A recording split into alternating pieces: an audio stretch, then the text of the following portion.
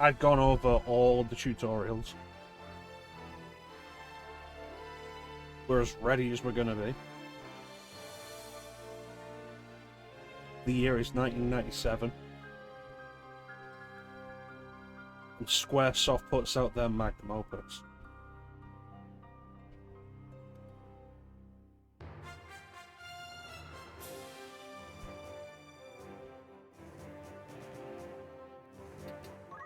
Clem, how you doing?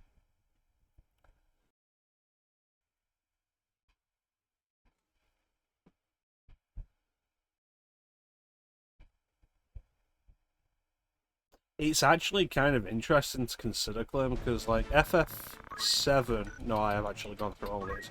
I was hoping it'd still show that I have done, but like, I have actually gone through. FF7 has its detractors. Final Fantasy Tactics largely doesn't. It didn't sell us anywhere near as well, and it didn't hit as big. But in general, this game is just so well regarded. It's kind of crazy.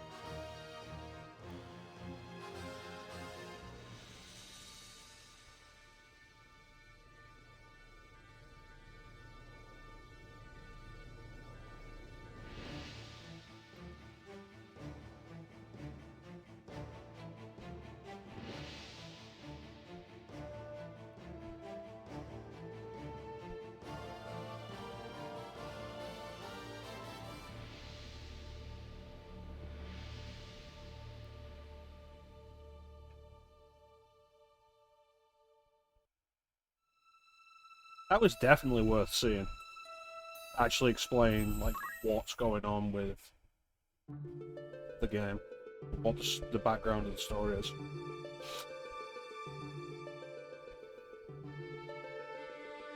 Doom Enhanced new campaign collab between id, Night Machine Games and Doom Full Shot soundtrack. Free update by owning at least Doom 1. Well, I own Doom 1, so that's nice. Whether it's the right version of Doom 1 on PC for them to give me the update, who knows. I am Arazlan. I am Arazlan, student of Ulysses' middle age. You are familiar with the War of the Lions, no? It was a bitter war of succession that rent the land of Ivlis in two. Here we first find Melchion of Belita Hera, a hitherforth unknown young man, the hero who will draw the curtain on this dark act of our history. One that says 1993 in parentheses. I think it's actually just Ultimate Doom, but let's take a look.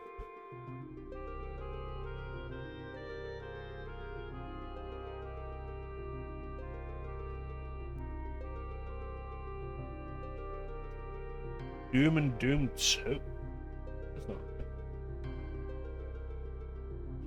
I don't seem to actually even have Ultimate Doom anymore. Oh, they've changed it so it's just Doom plus Doom 2. I assume that was part of them simplifying everything.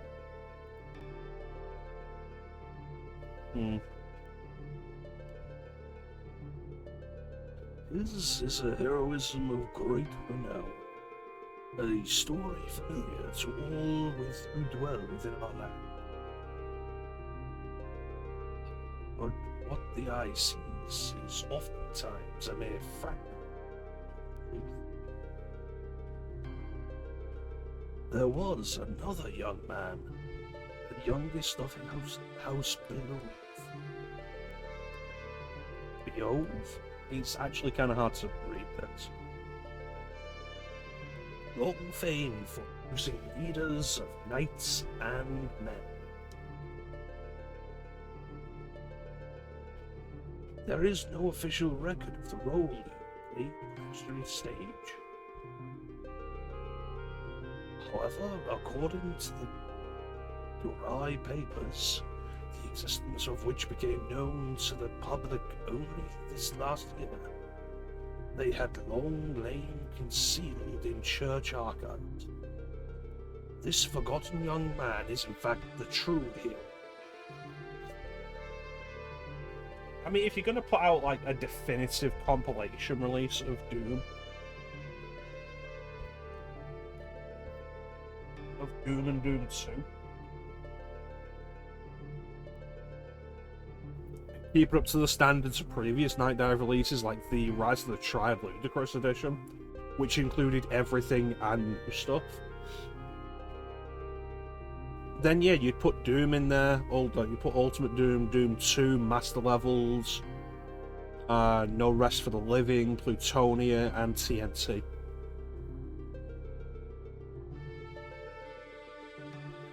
The church maintains he was a heretic, an inciter of unrest and disturber of the peace.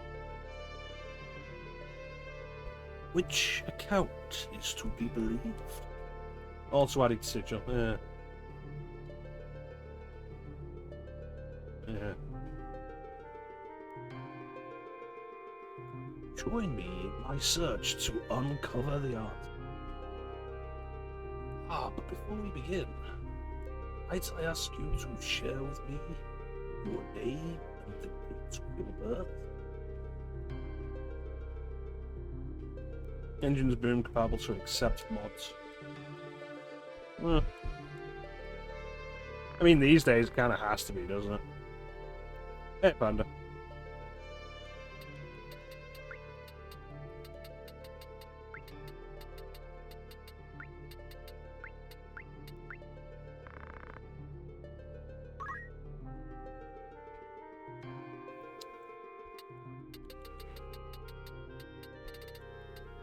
It's actually because zodiac signs plays an important part in battle. So your date of birth is important because it will determine your character's zodiac sign.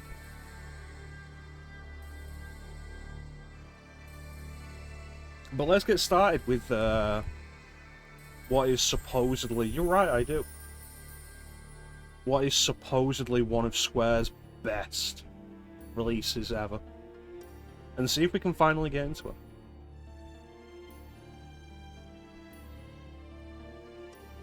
We are still playing the Final Fantasy Tactics Prime Convenience ROM hack.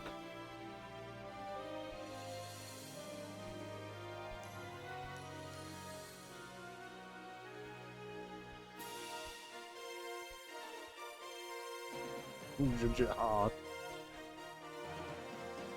I think one of the big differences with Tactics is a lot of people don't go around saying you should really like Final Fantasy Tactics. I think people get that it's a very much its own kind of thing.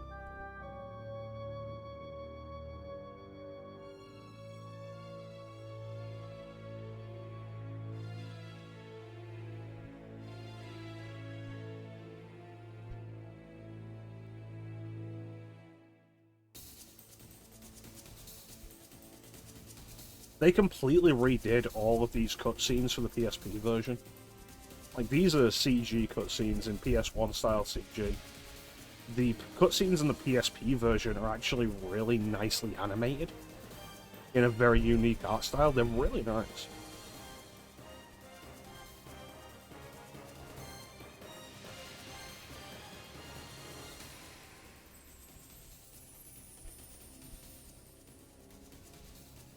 And there's the cover for the game.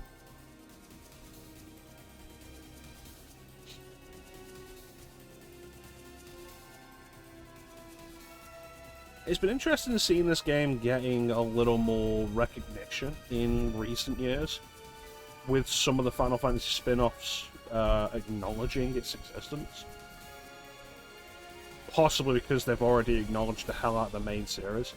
So stuff like Theatre Rhythm and Dissidia and such, leading to more tactics representation. So Theatre Rhythm Curtain Call had, I think in its base game, if not base game, then certainly its DLC, music from Final Fantasy Tactics, Dissidia NT, while not really a game we want to play, right, did actually make Ramza a playable DLC card, which was really cool.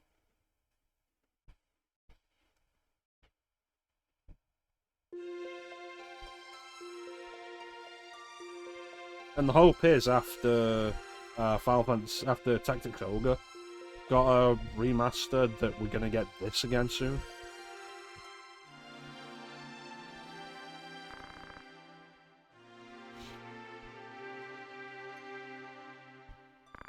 I also do quite like the art style for this game, which went on to really kind of just be the art style for the Ivalice games. Even FF12 follows a similar style to its artwork and character designs.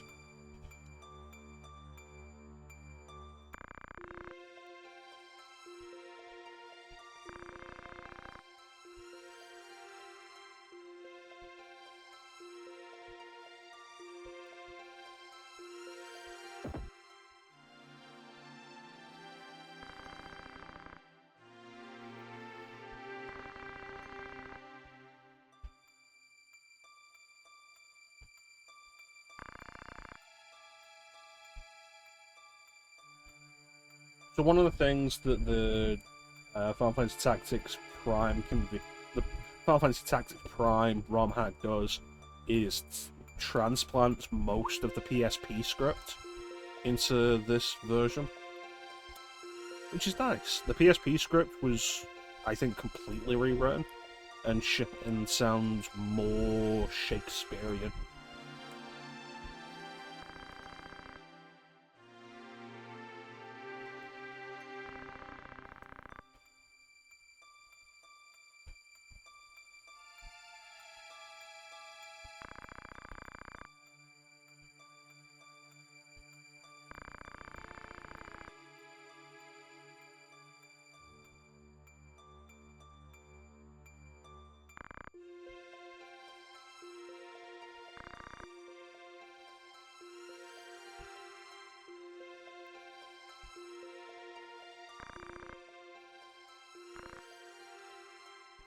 Kind of distance yourself from Shakespeare.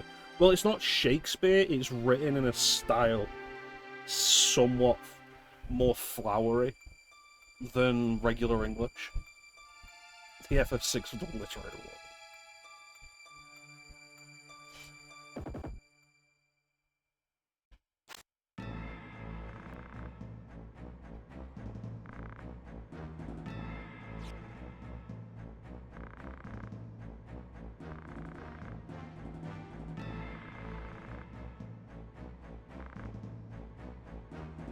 To battle!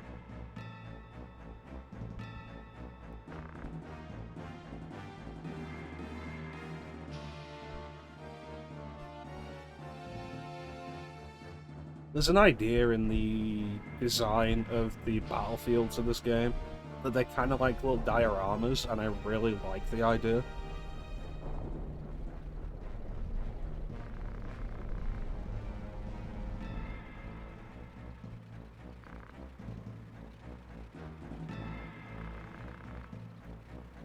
There's also a thing I brought up when we were doing Final Fantasy IX, of how some of the way some of the battlefields were laid out in that reminded me of the layouts of Final Fantasy Tactics. You might see some comparisons.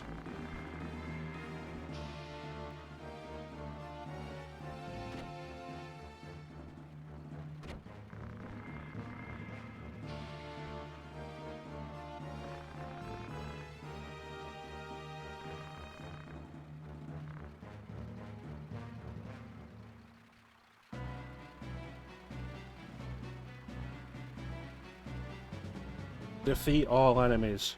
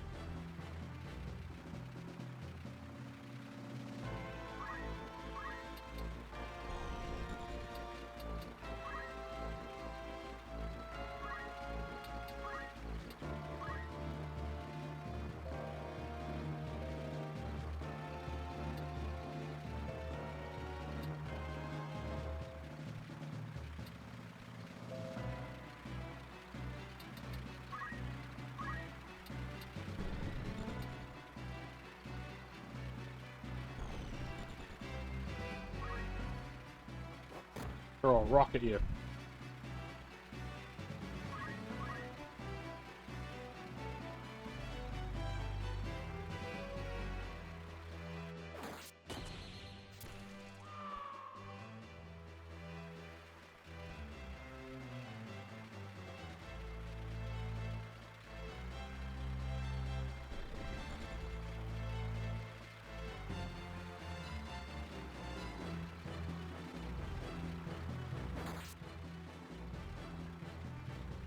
You rat bastard.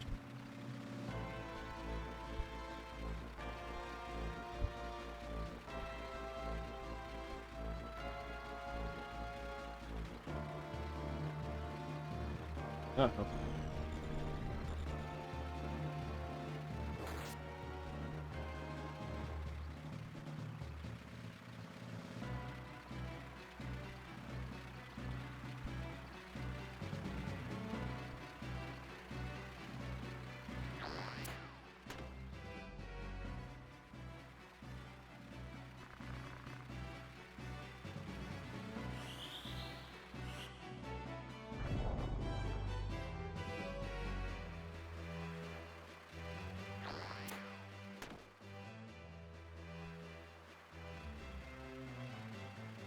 Okay, so if Gafgarian attacks... if he'd attacked the dude next to him, he'd have had, like, perfect,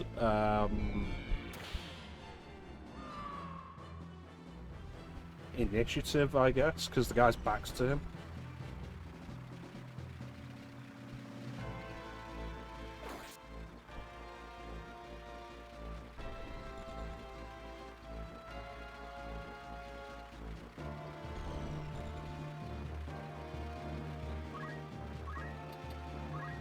Do it myself.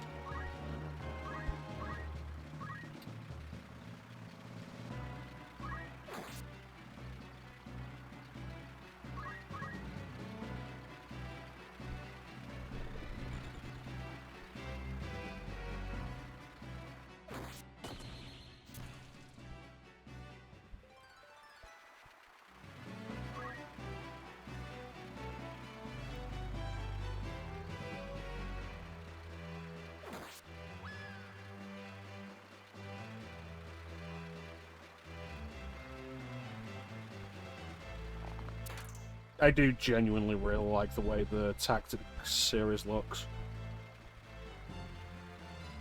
This is the only one with the 3D environments, though.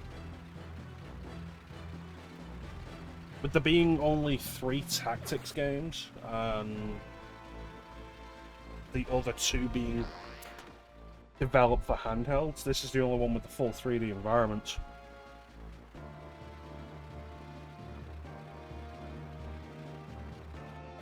So it leads to something of a unique visual style, even within its own series. I think A2 is still fully 2D. I'd have to double check.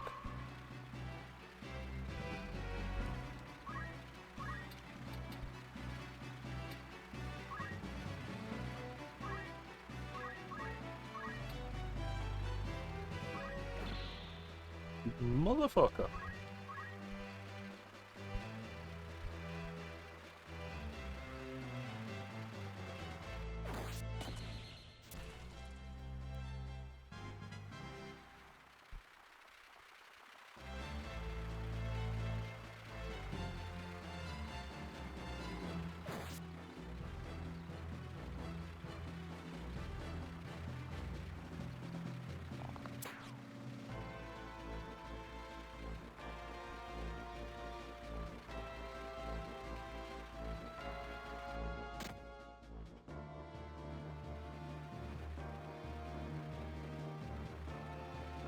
The thing with this first battle is you literally only control your character. That will change with later fights.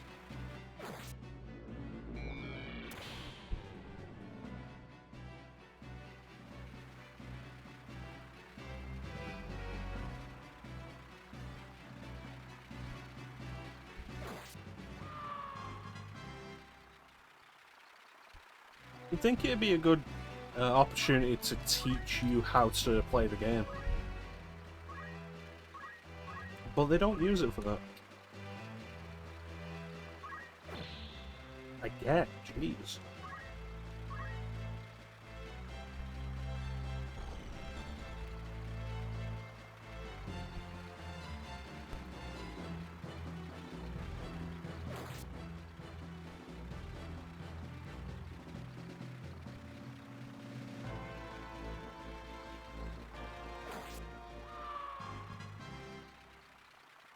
Yeah, I'm fine. Do I sound not fine?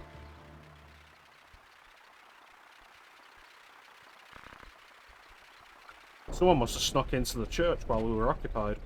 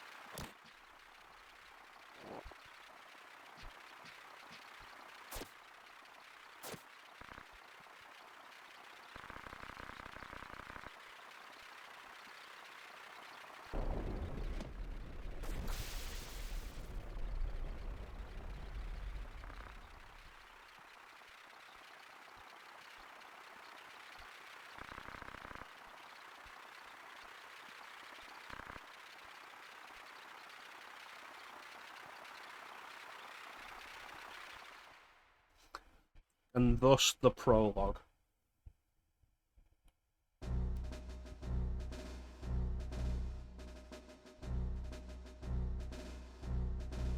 Records of the hero Delita first appear 1 year before the outbreak of the War of the Lions. The loss of the 50 Years' War saw knights returning from the front stripped of livelihood, their fealty to the crown and nobility abandoned. Many became rogues and traitors, men donning the thieves' cloak and plotting treason against the crown. It was a time of great unrest for Ivalice. Murder and theft were commonplace. Many were the young adventurer mage who stepped forward to counter this threat. As such, the city of Garland too saw its share.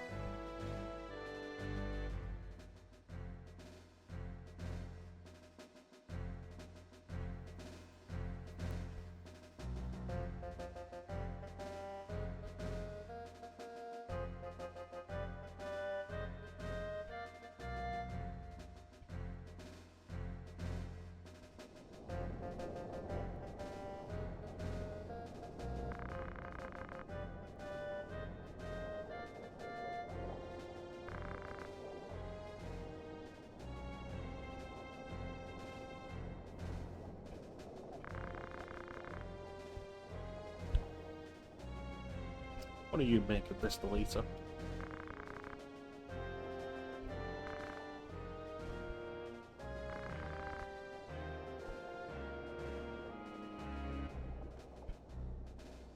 So now, I think we're essentially doing the Golden Age arc. Equivalent.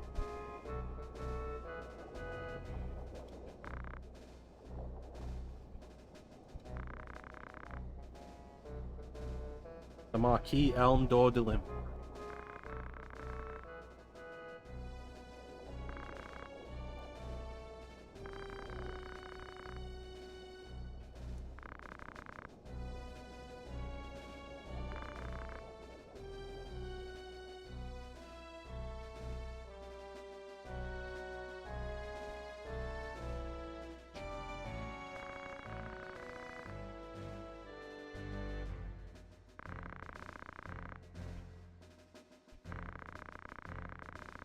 Corpse Brigade.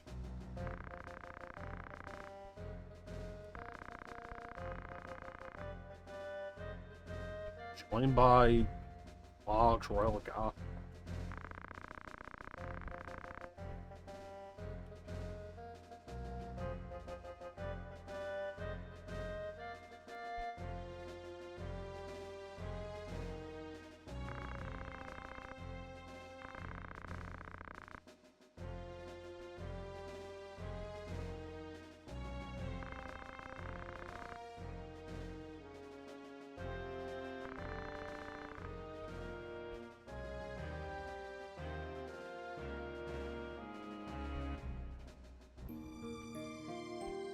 And so we make our way into the first real battle.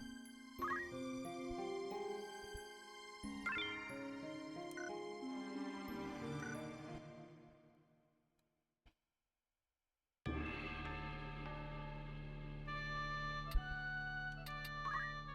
think we only have like one party member.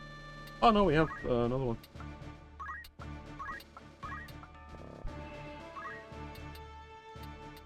So what have we got? 4 squires and a chemist.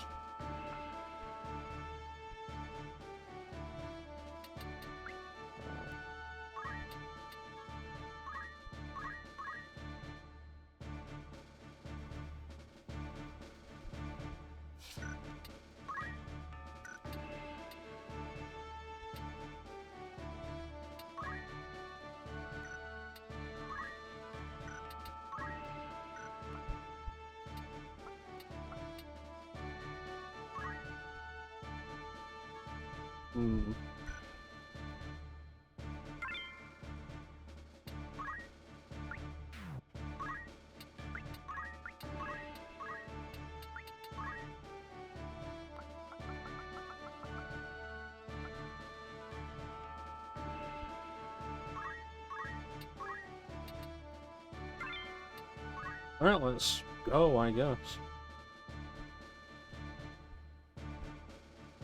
Garrel.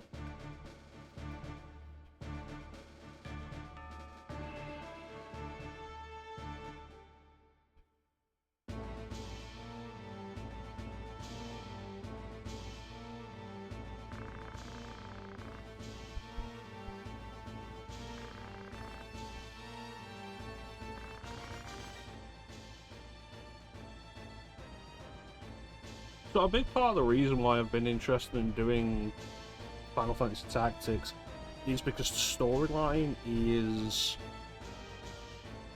very much focused on war and war's effects on people and the country it exists in. It's part of the reason why I've also always been so interested in Suikoden as well, because it's an unconventional plot consideration for video game. A focus on war rather than fighting monsters.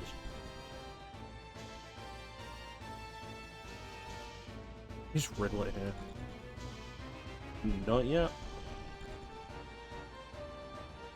I don't know if we can name party members that we recruit, but if we can, we'll start adding new names.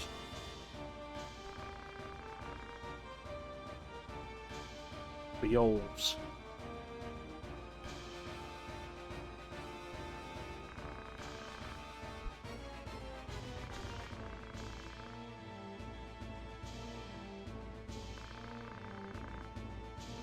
Lay down your arms or die clutching them. None will mourn your passing.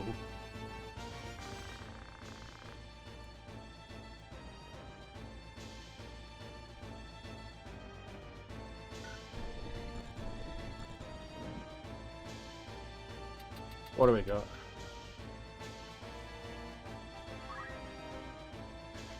Squire. Dagger.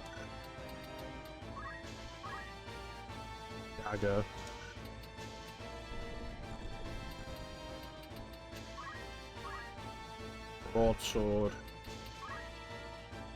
Chemist, he could be worth keeping an eye. Barehanded. Dagger. Right. Ideally, I want somebody on the roof to take her out. I want somebody back in deleter. Make sure he doesn't die. And I'll want that chemist dead. So let's make the move.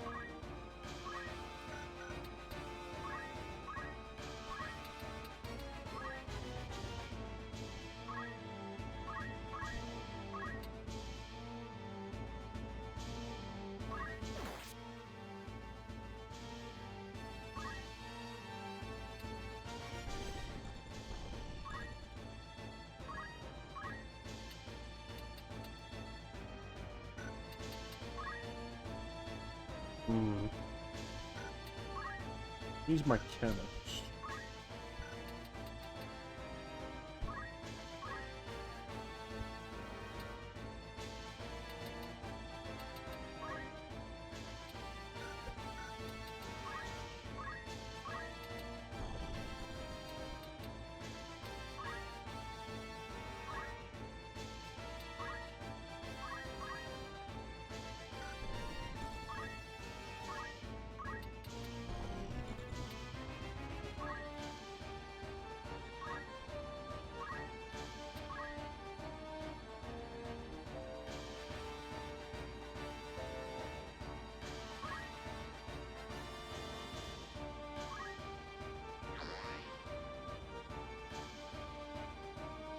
Okay, and now she waits.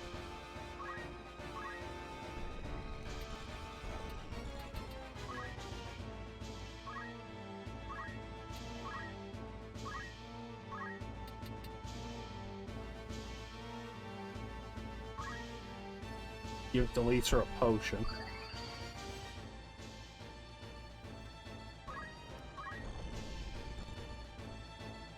And Goddard.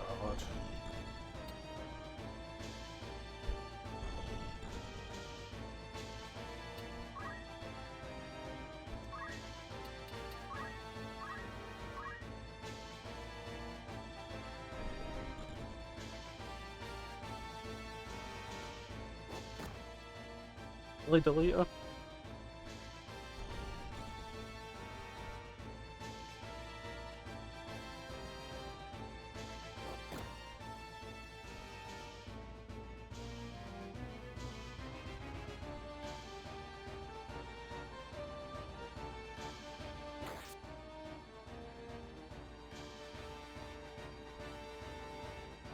No run for it.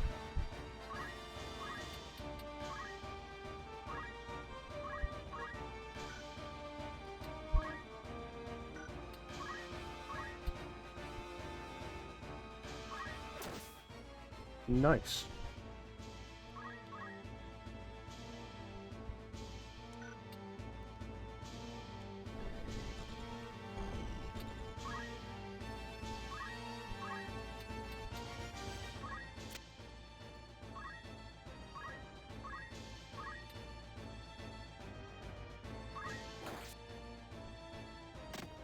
Oh, I countered. Nasty bastard.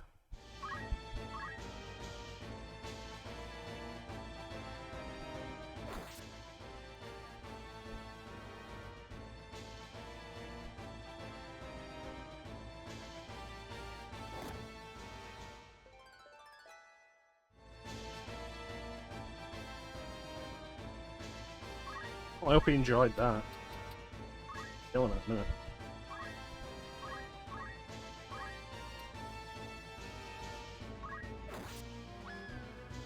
Alright, she's down.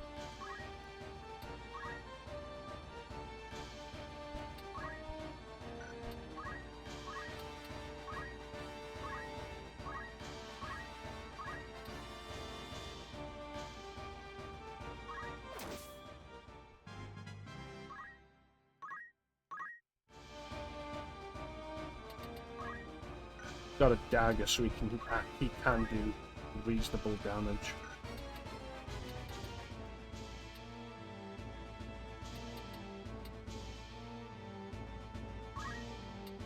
Range on throwing a potion. Got it. I don't want to put him in harm's way. So we move him here and have him throw a potion.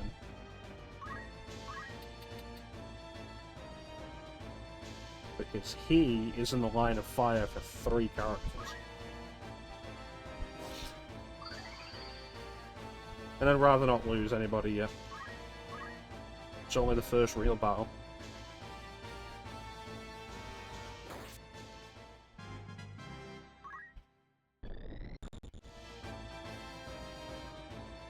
Oh, I decided to contribute. Have you deleted?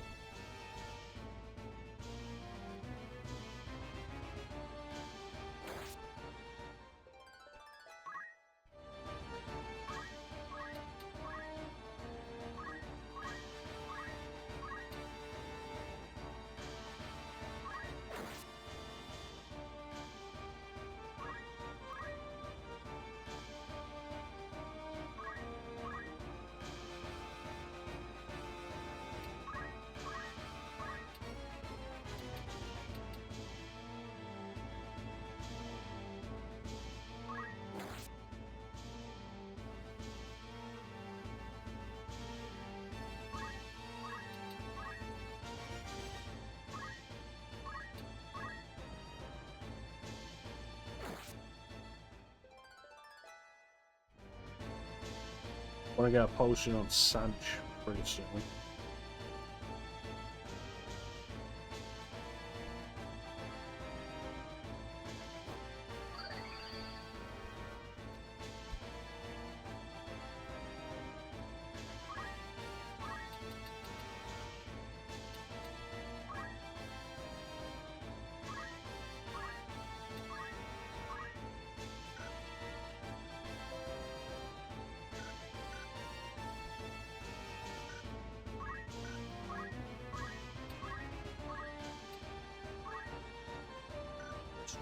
Too low down.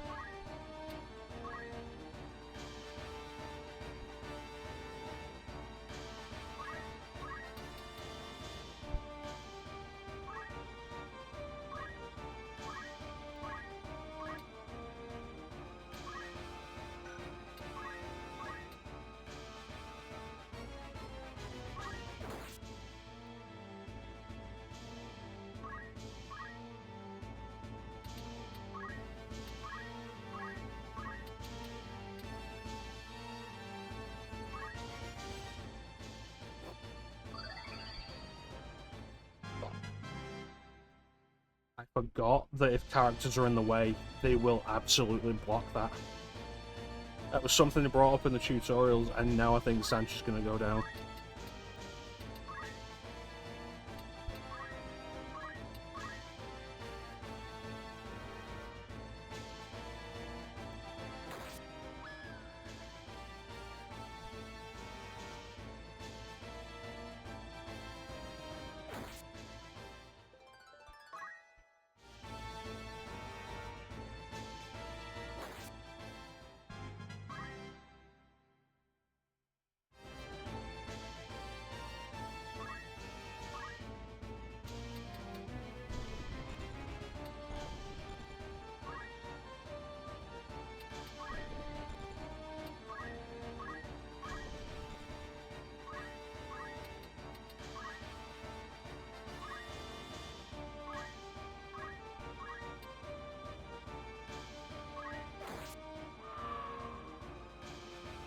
That's 2 dudes down.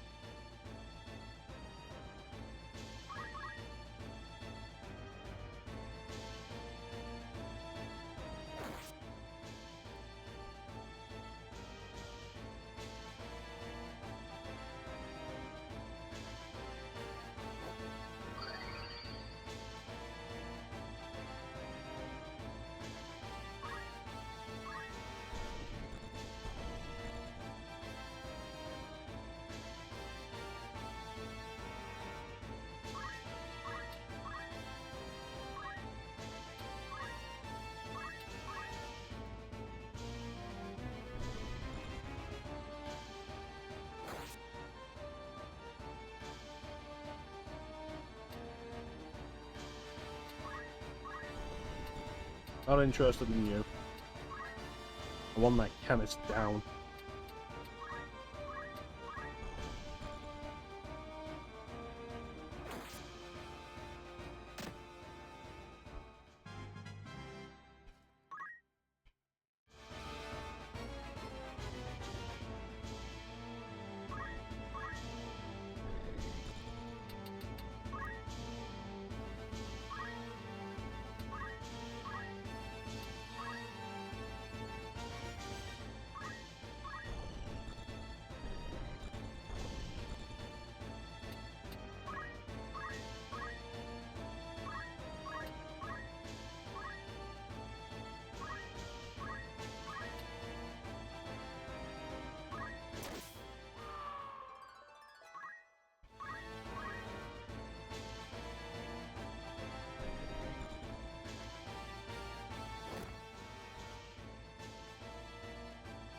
That is better than it could have been.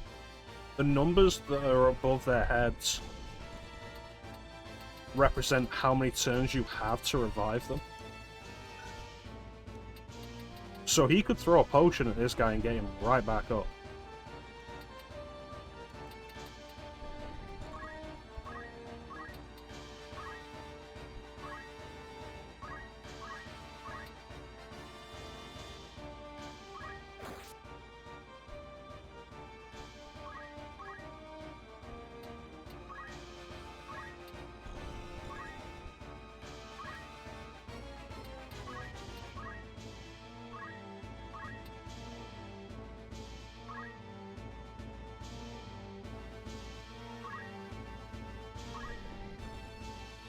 Supposed to revive her, isn't it?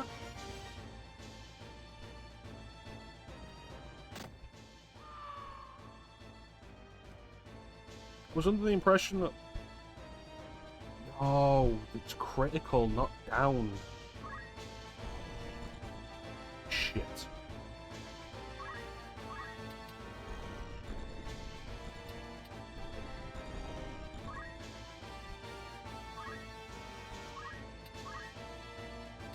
I want to finish this quick then.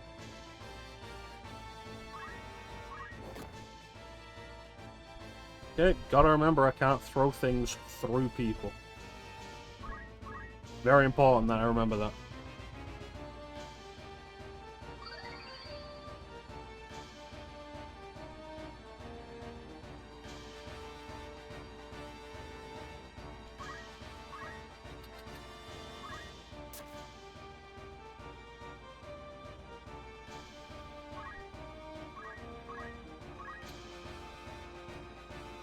I also need to finish this fight in this turn. Which isn't going to happen. We're going to lose Sanch.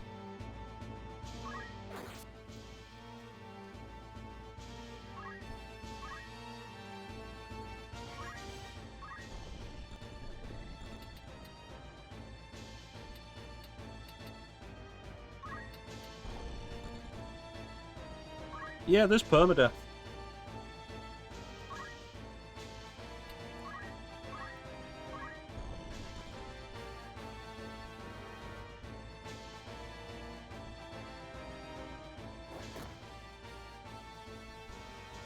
Once the number runs out, the character turns into either a crystal or an item or in a chest.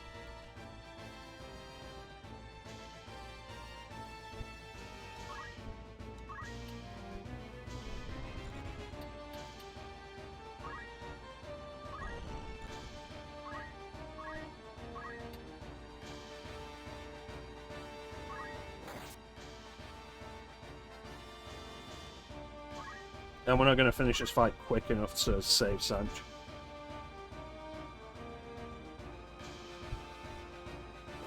It's fucking chemist.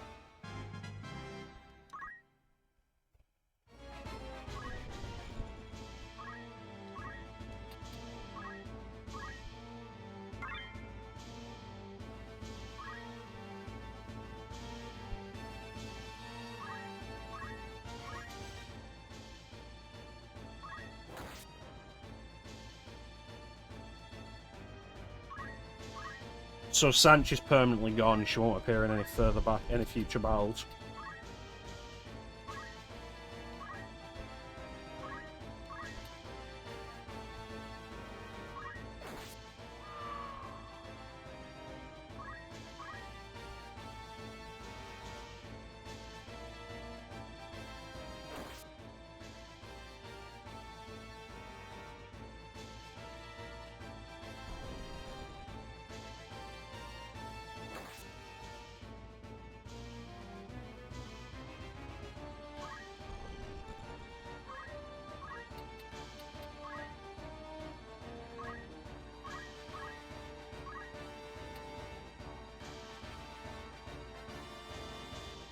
No, it's for good.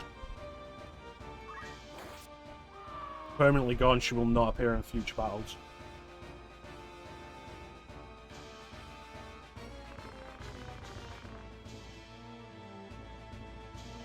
Or in the story again, if she had any story role.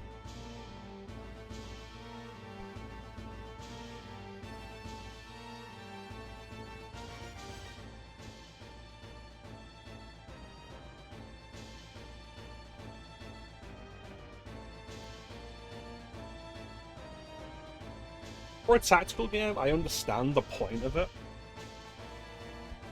And it's certainly more forgiving than Fire Emblem was for decades.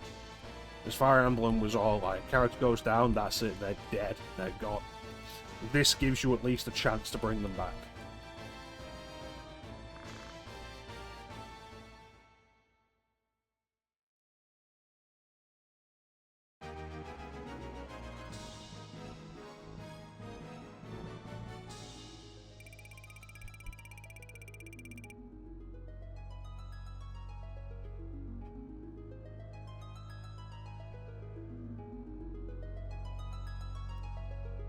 Phoenix Down is used to revive a character that's been KO'd. That's what it was. I'd gotten it confused with KO between KO and critical. Characters in critical danger, they can still be saved with a potion.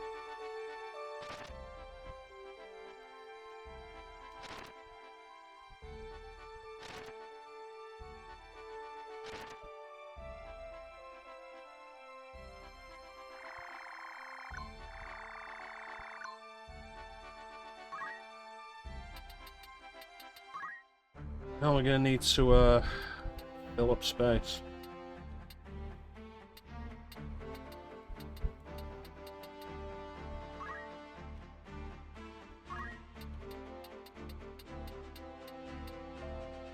Leo. Compatibility with other signs. Strong compatibility with, what was it, Aries and I don't know what the other one is. Bad compatibility with the two with the X's under them. The question mark represents gender. Very bad compatibility with a male with that zodiac sign. Very good compatibility with a female of that sign.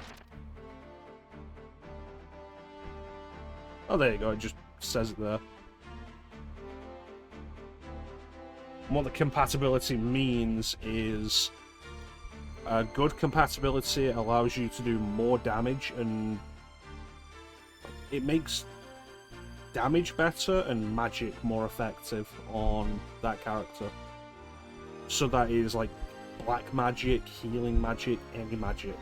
Everything is more effective on somebody you have good compatibility with.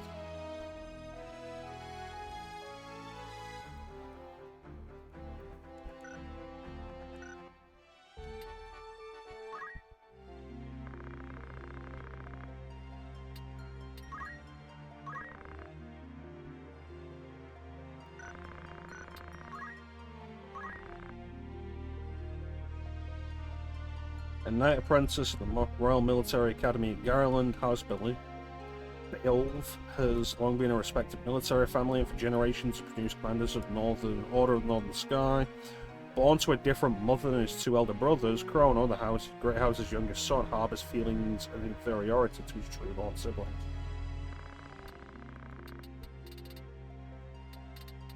Now, who is the narrator?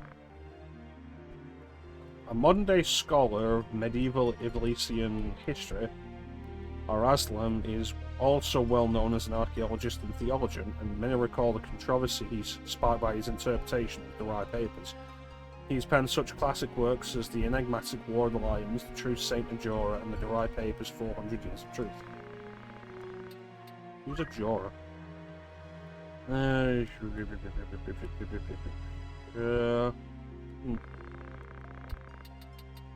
Deleter.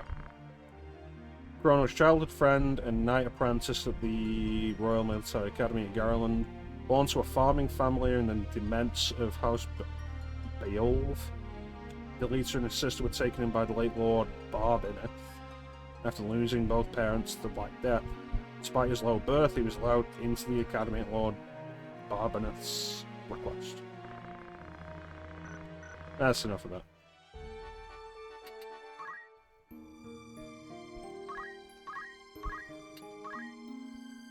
How many files do we have?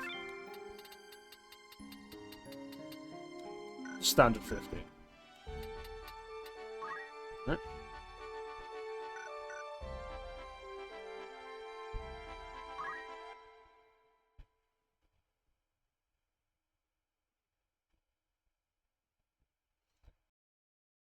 Pass on through.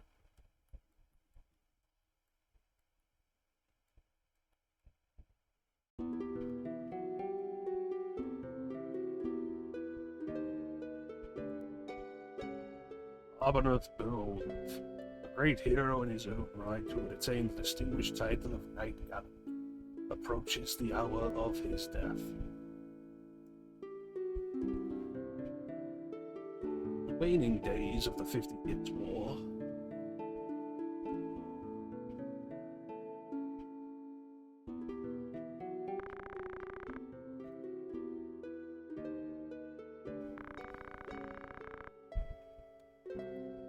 Ah yes, my brother Zalbar.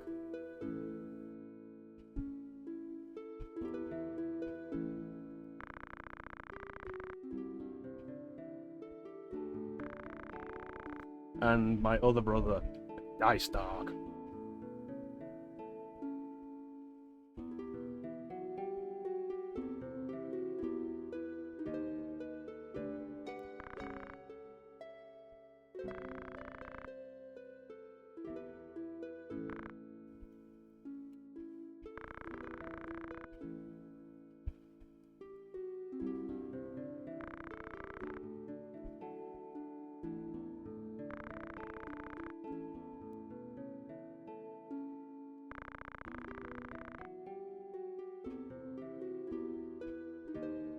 Though he be not the issue of the womb that bore you.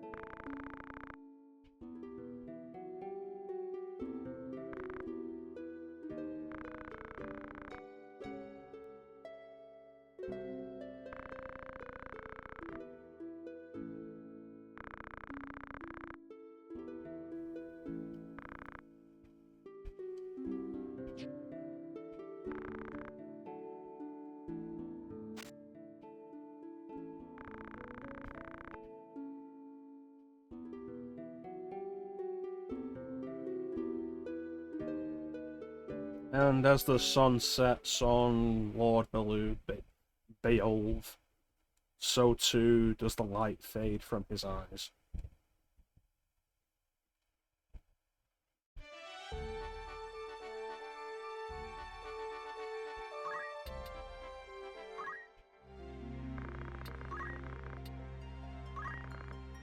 Youngest of the 4 children, mecha-chrono's full sister. Attends Egro's preparatory academy, and like a brother born of a different mother than the elder Beowulf's siblings, bright and cheerful demeanor charms all those around her. Since birth, spent almost an entire life within a monastery, and has only recently returned to live in the beloved manse. Beowulf. Beowulf. It's a fucking awkward name. Because of their similar circumstances and closest age, she finds favour with Chrono over her elder siblings. Zalbag, Lord Commander of the Order of Northern Sky, holder of the title Knight Devout, second eldest of the Beowulf brothers. Countless victories in the 50 Years' War led late King Denamda IV to declare the saviour of Ilflis is in Galion, and his name is Beowulf. Zalbag is also a devout member of the Church of Albados. Dicedog is the eldest Beowulf brother and military tactician in the service of Duke Larg, Liege Lord of Galion, in accordance with the wishes of his late father, Lord Barbeneth. Dicedog ceded the position of commander of the Order of Northern Sky to his brother Zalbag. Instead, he became a strategist for Duke Larg, a friend of Dicedog since childhood. Dicedog is Duke Larg's most trusted retainer. In addition to being a master tactician, it is also said that he's an expert swordsman, well versed in the ways of magic. Bestrald Larg, Liege Lord of Galion and true-born brother to Queen Luveria, wife of King Gondoria III. House Larg is a branch of the Atkasha royal family and can trace its roots to King Denamda II, the monarch responsible for the 50 Years' War. General Larg serves as general in that conflict and today possesses command over the Order of the Northern Sky. Duke Druxmald Goltana. I feel like somebody was just mashing at the keyboard with like most of these names. Right, let's just mash at the keyboard and then insert vowels wherever we feel appropriate. The ruler of Zeltenia, Duke Goltana, like Duke Larg, is descended from the line of King Denamda II, monarch responsible for the 50-Year War. His standard is the Black Lion, one head of the royal family's twin-headed lion crest. Serves as general in the 50 Years' War and now controls Order of the Southern Sky, one of the great knightly orders of Ivalice.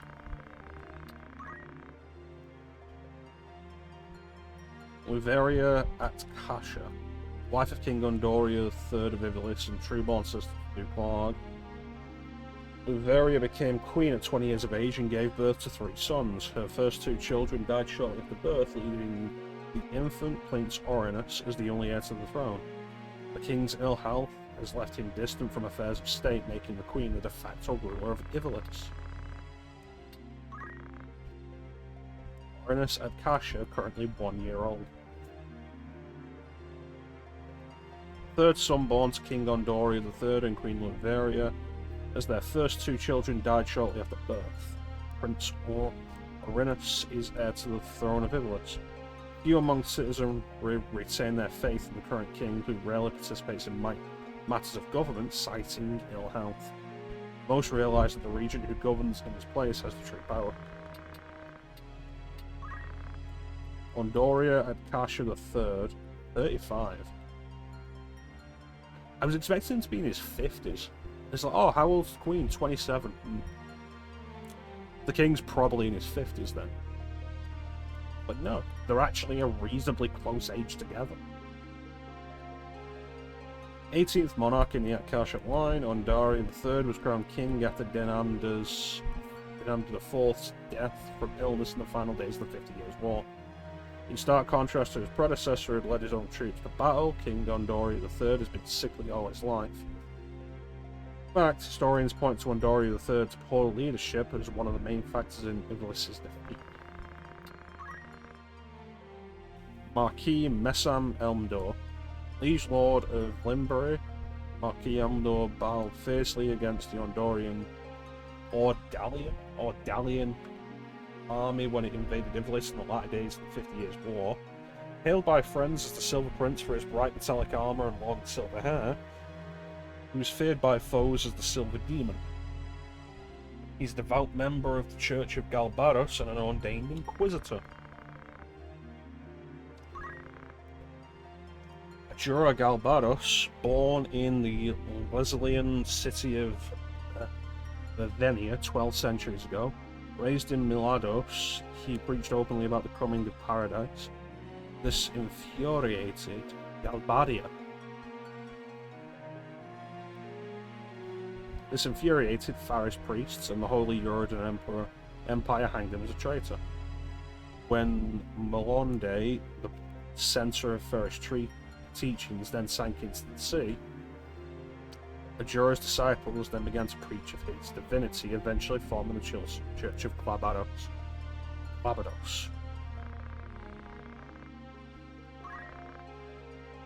Teacher hero, Elisa's younger sister. Both are children of a simple farmer who lived and worked on land owned by House Beowulf. Lord Beowulf assumed custody of both Teacher and Delita soon after their parents were taken by the Black Death. Teacher secretly worries about her brother who has been sent to the academy. She's a dear friend of Alma.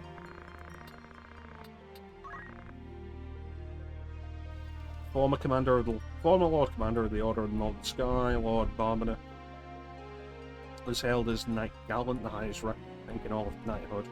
Countless victories helped to compensate for Ivalis's inferior numbers in the 50 Years' War. Fear of this lord convinced Ordalia to agree to peace, though Ivalis had in fact lost. He died of malady at the war's end. Master Darlavon, renowned instructor at the Royal Military Academy, Master Darlavon's lectures are aimed at new recruits. His good temper and clear lectures have won in favour among students, yet he is also known to be a bit long-winded. Commissioned as chief aide-de-camp during the 50 Years' War, Master Darlavon served one tour of duty, giving him very little actual experience. And that's everything.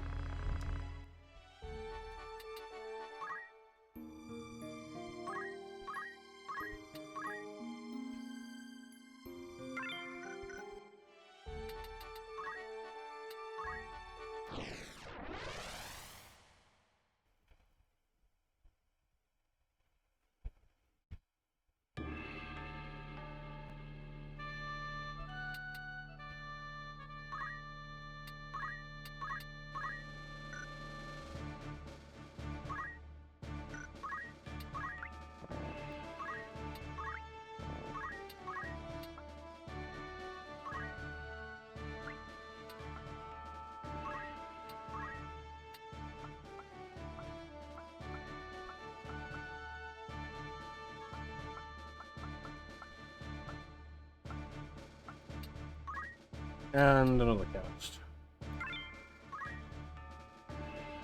Let's do this. Mandalia Plains.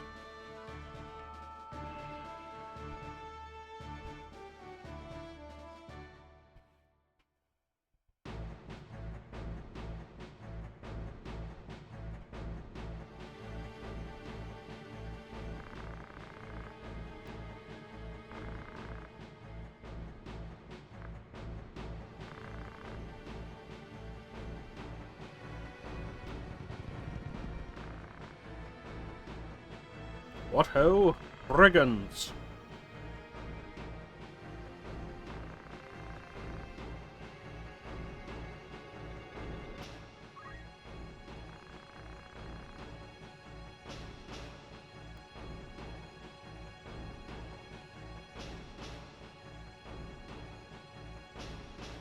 This could be tricky.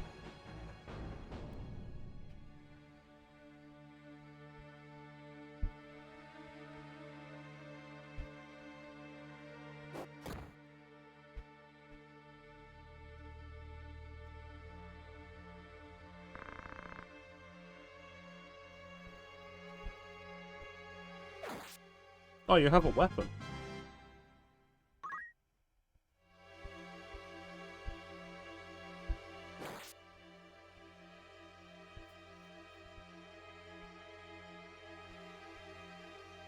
And he's probably also going to attack him. and then also run away. But if he also runs away, that puts us, there you go, in a better spot than I expected. Because if they'd both just stayed around him and kept attacking him, that would have been concerning.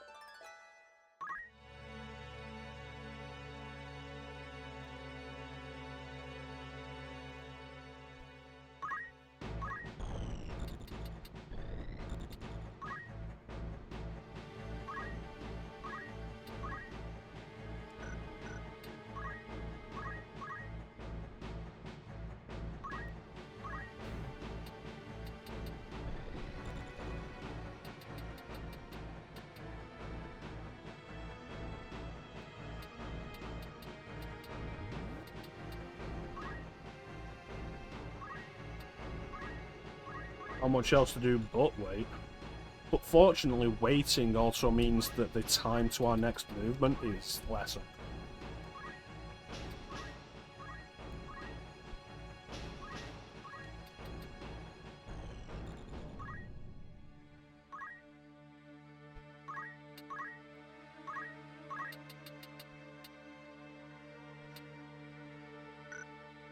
If he'd move closer, that'd be really good.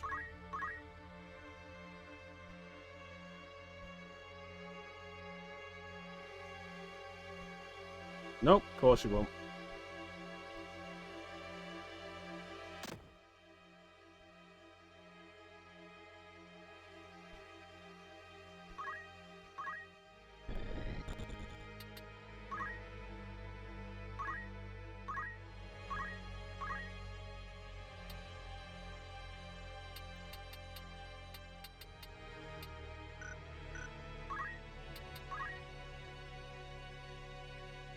Alright, excellent. The chemist gets another turn before anybody else, before any of the enemies do.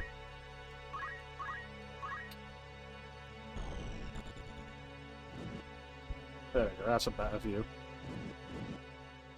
What do you think, Clem? 1 or 2? 1 or 2?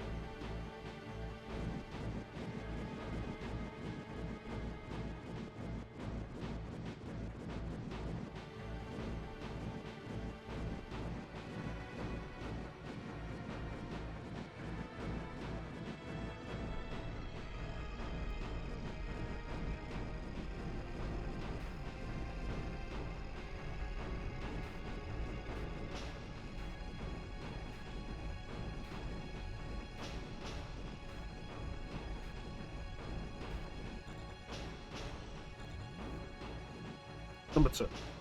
Absolutely better.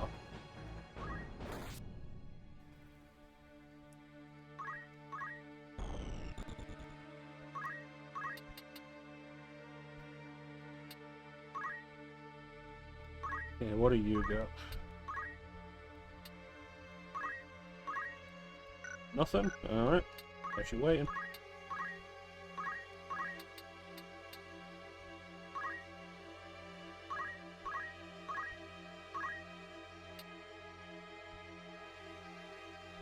Push him off.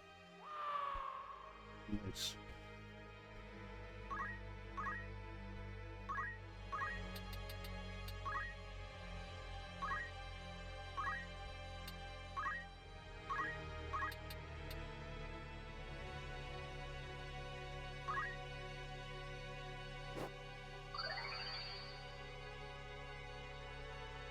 Alright.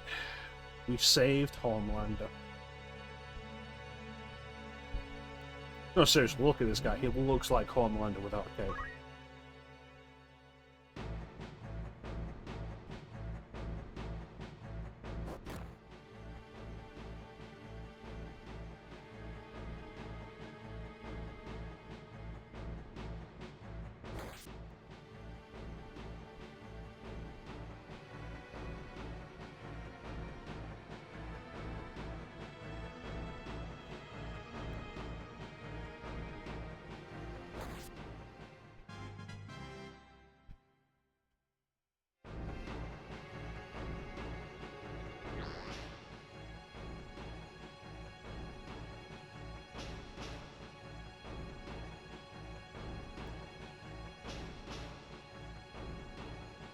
Alright. This could be trouble. Oh, it's only 10 damage. Alright. Then we'll all just turn around and kill the fucking thing.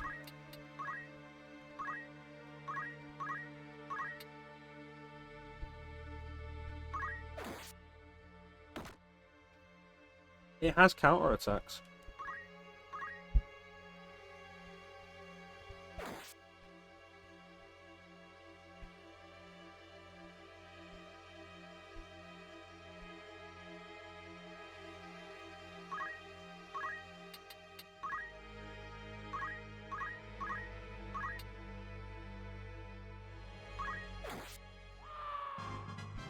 Yeah, level up.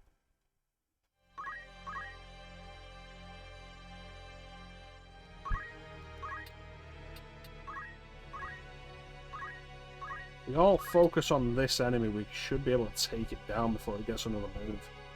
The issue is that it's probably going to counter everyone. Dude, what the fuck was that?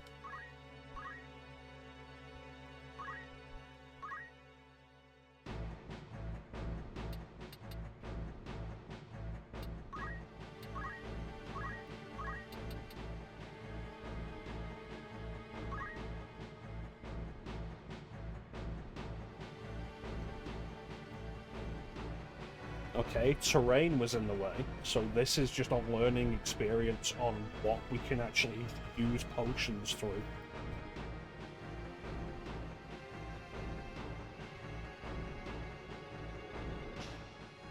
So many wasted potions.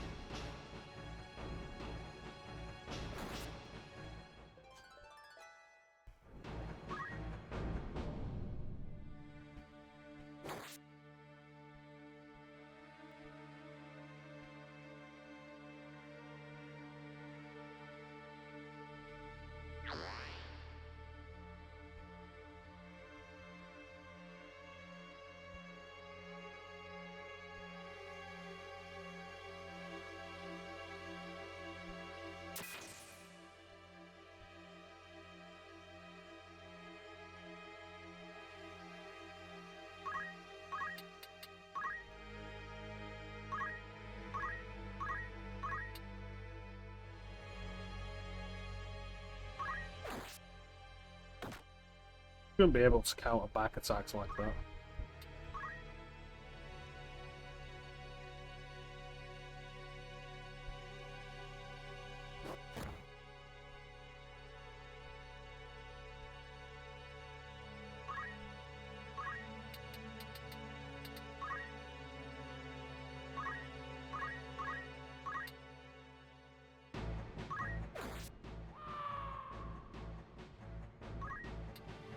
The noise of them dying like that sounds like the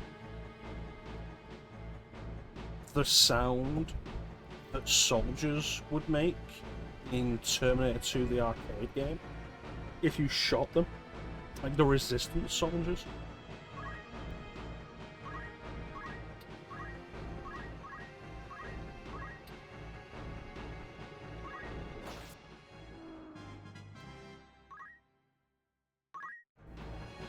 Yeah, so the monster's just immediately dead. You have 10 health.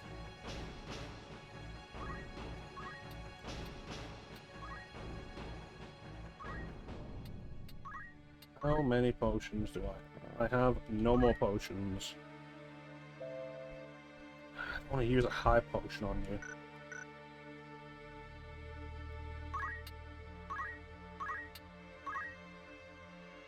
Don't go and get yourself killed.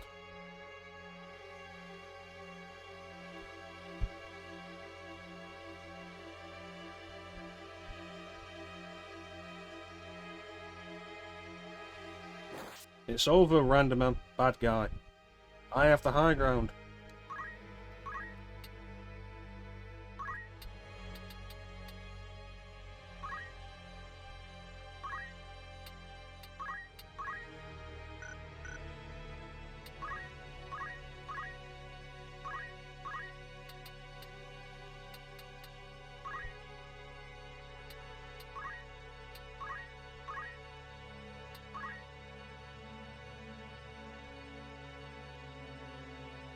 Okay, so I appreciate that the AI is smart enough to run away when they're at low health. That's an underrated feature.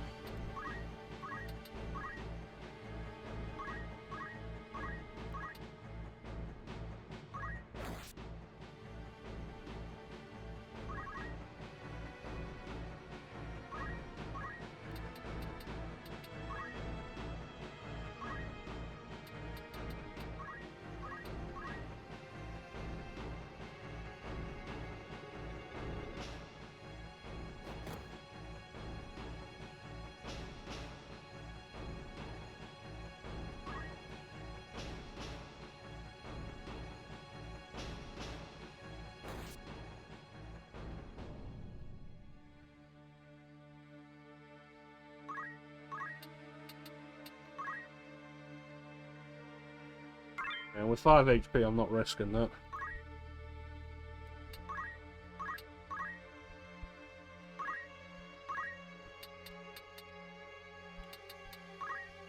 Oh, the monster's not immediately dead, you could still revive it.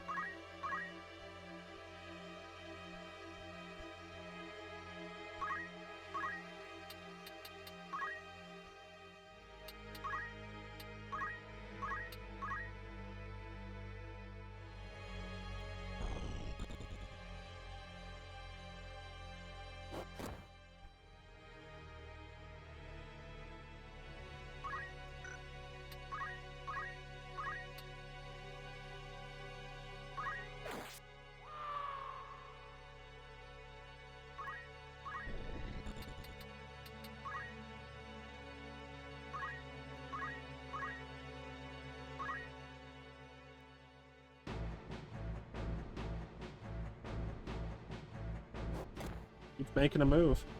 And we're starting to get low enough on health that it could be a genuine danger.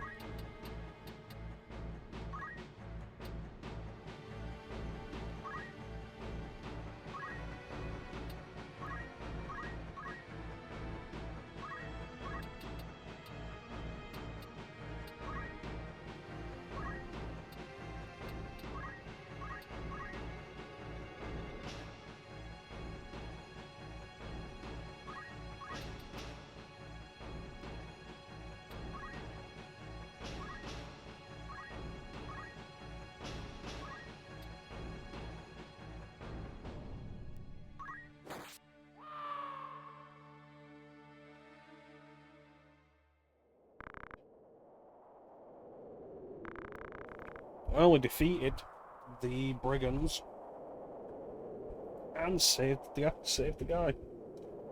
I call that a double win. The Marquis.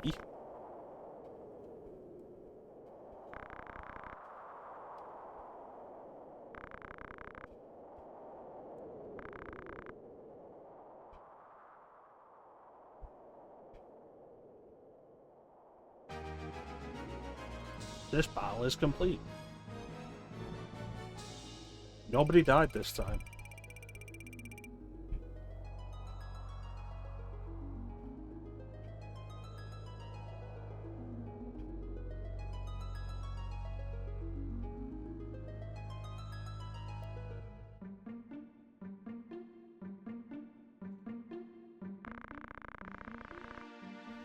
Oh god. At least that's simple to pronounce.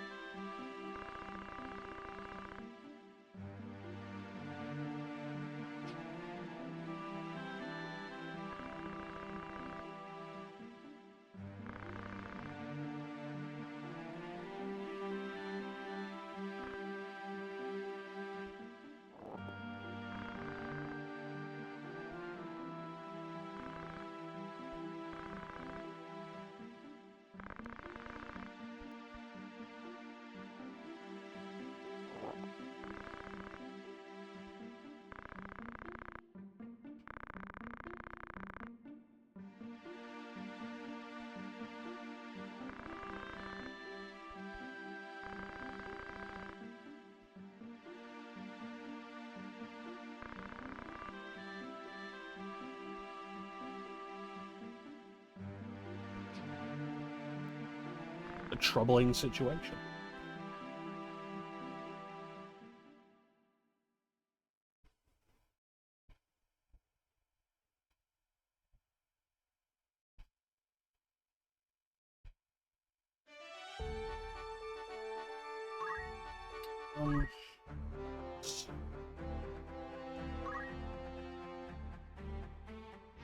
We leveled up.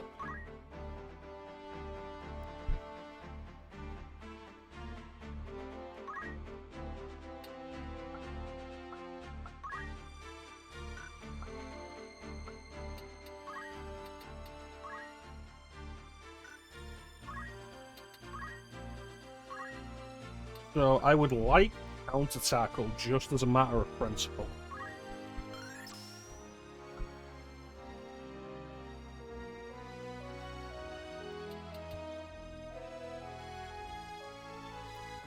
I feel like this would pay for itself.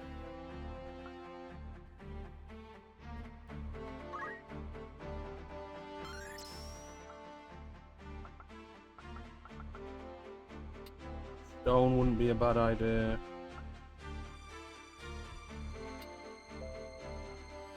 Salve's not a bad idea. Let's get stone and move +1.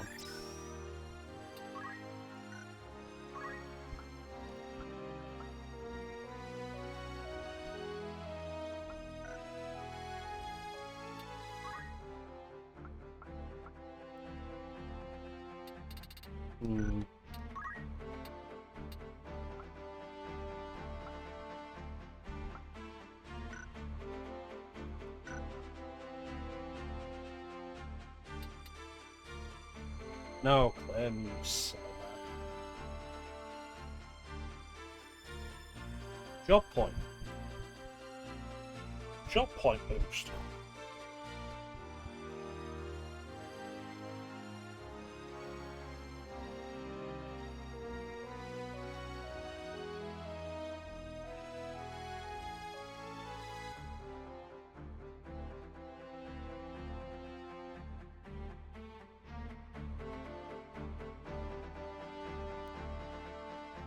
Silly man. It doesn't make any point. Doesn't make any sense. Increases the amount of job points earned in battle.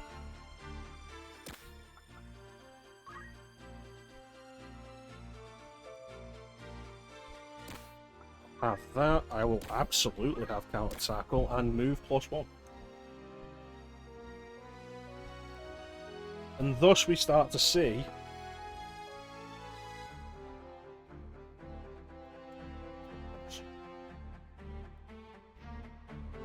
the customization aspects of Final Fantasy Tactics.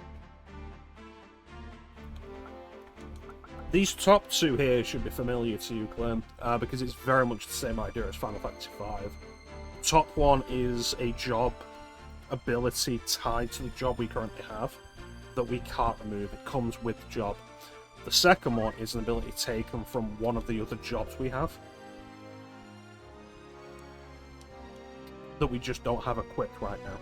So by equipping items, I am able to use the chemist ability of using items in battle.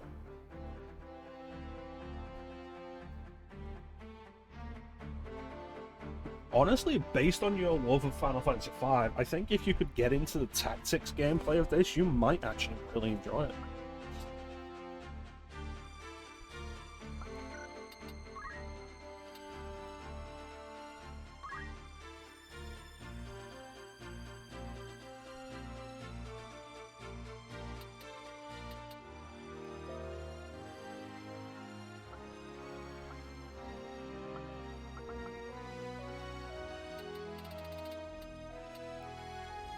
These won't craft items, or they should.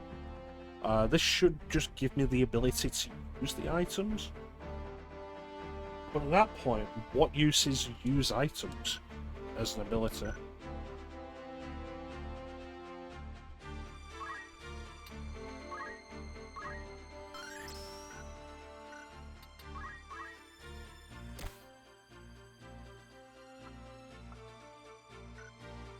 Oh, it's got to be underneath that, of course. Right. Because these would all be under metal. Alright, I see what's going on.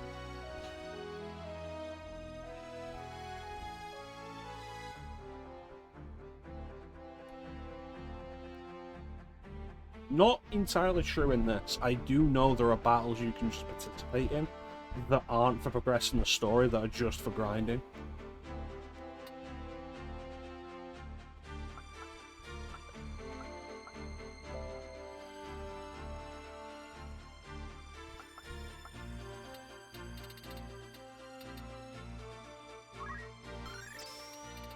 When I'm playing through this, so, like, see what you think of it as we go through.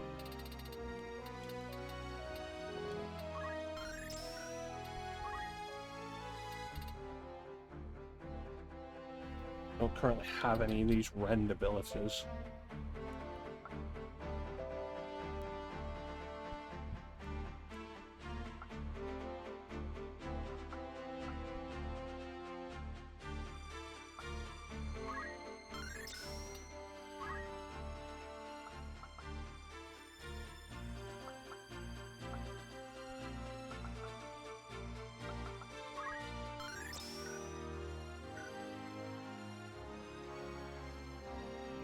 Alright, so now to do this to everybody in my party.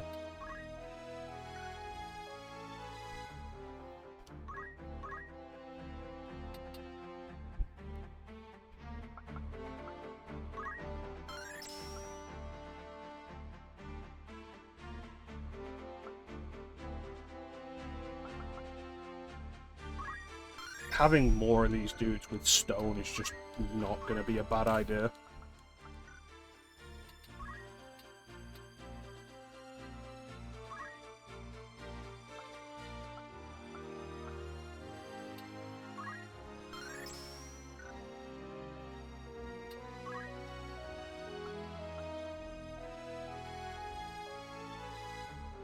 It would be worth changing some of these.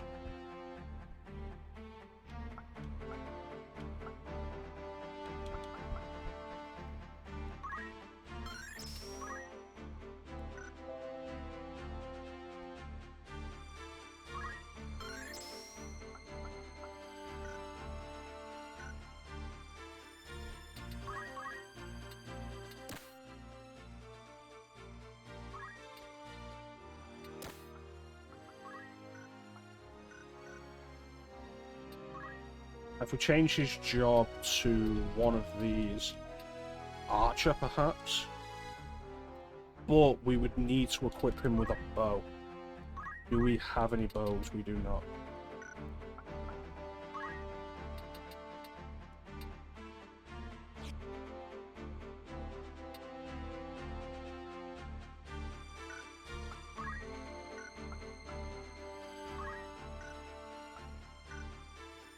So I would want to...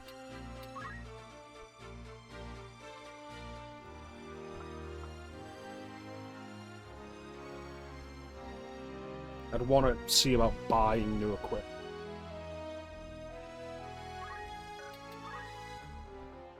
I have a feeling this is going to be a pretty slow playthrough.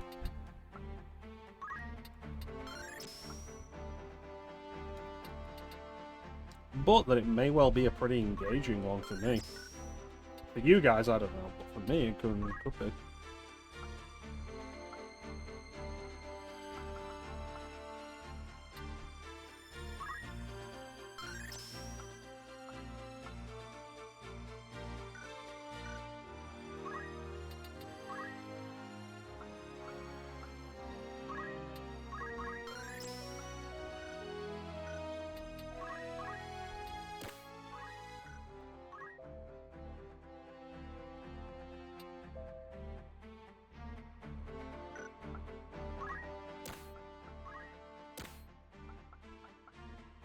Yeah, I think giving everybody counter of some kind is just absolutely a really good idea.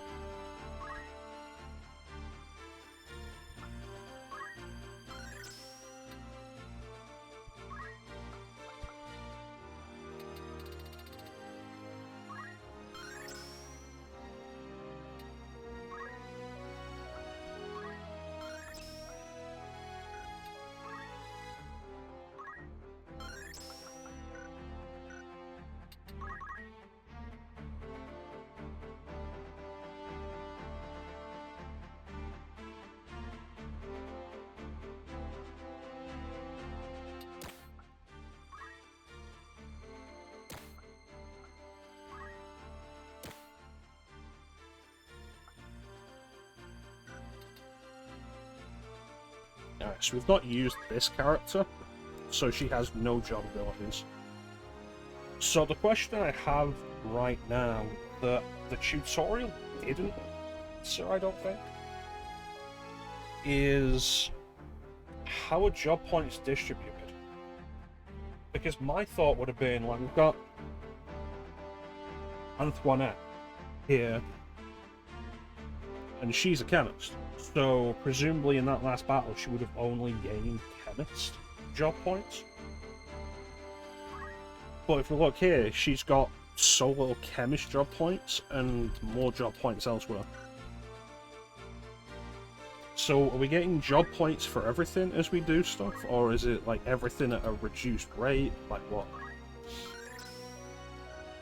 So that's something we're gonna have to figure out.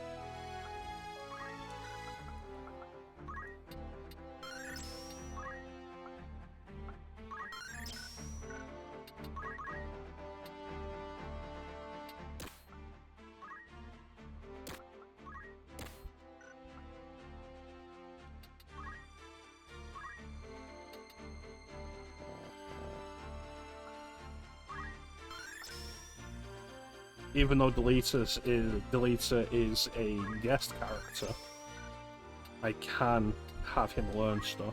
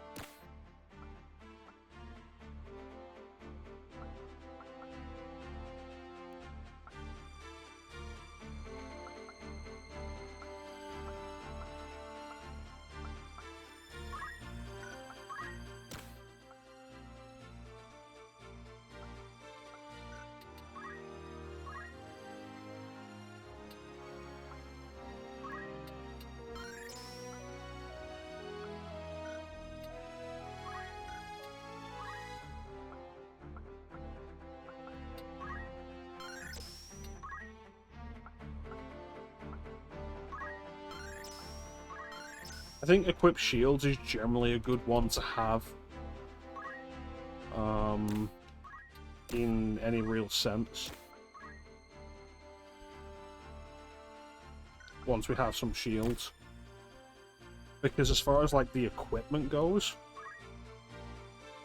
the left hand, unless you are... There's a class.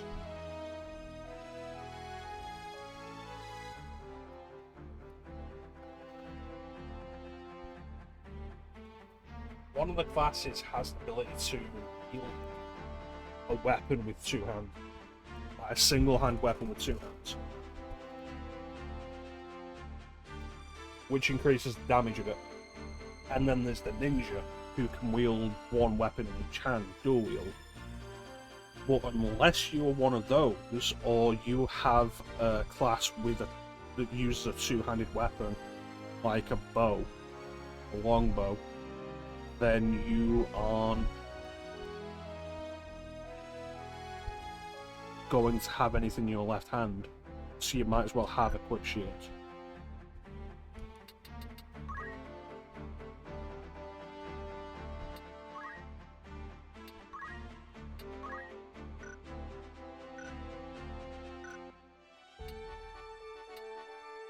But that all seems good though. I'd like to get some more equipment, some more potions.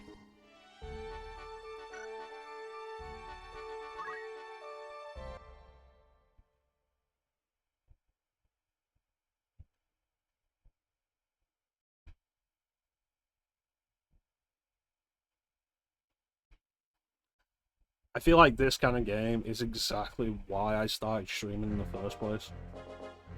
It's giving me a focus on the stuff I have trouble with.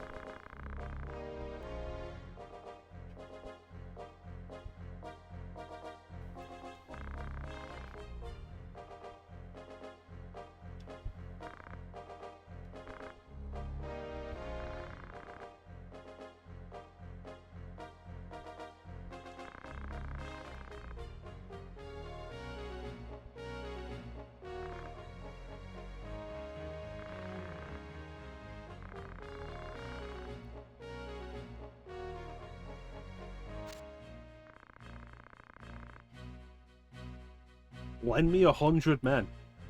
No.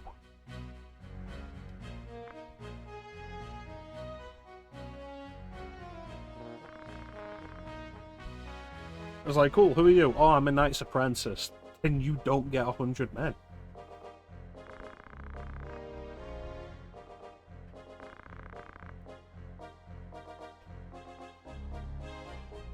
You know who does get 100 men? Someone more qualified.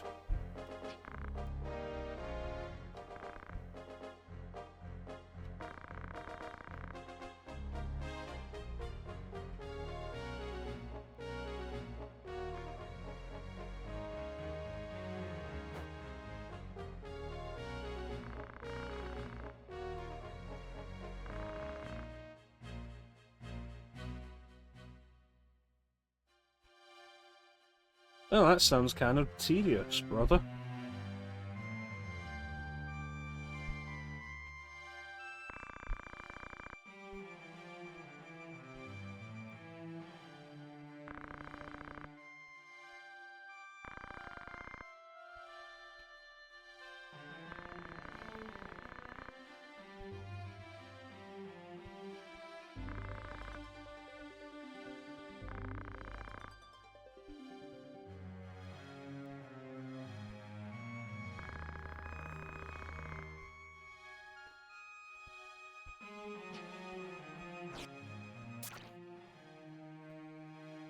Was that supposed to skip?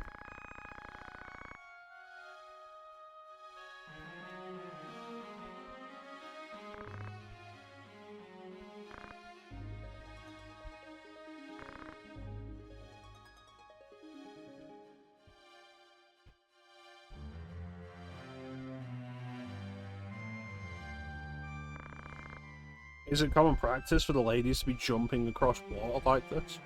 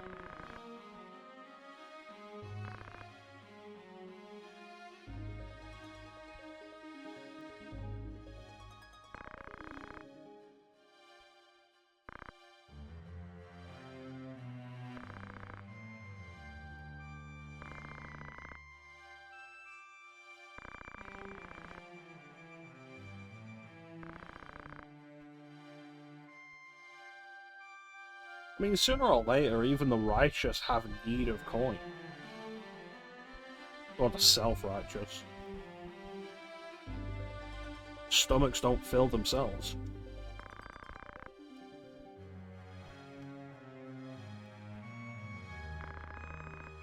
Swords don't just find their way into the arms of the willing.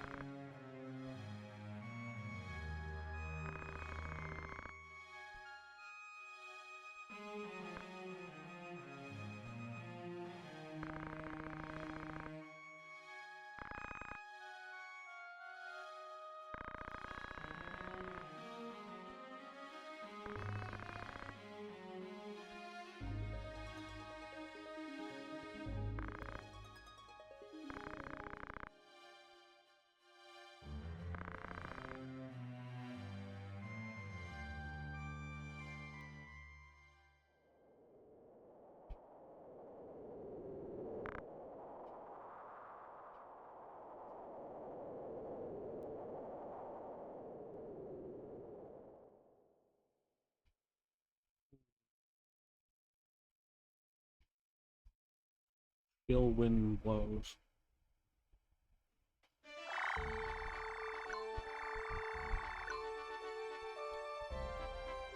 So I imagine I can probably go back here to do some more battles.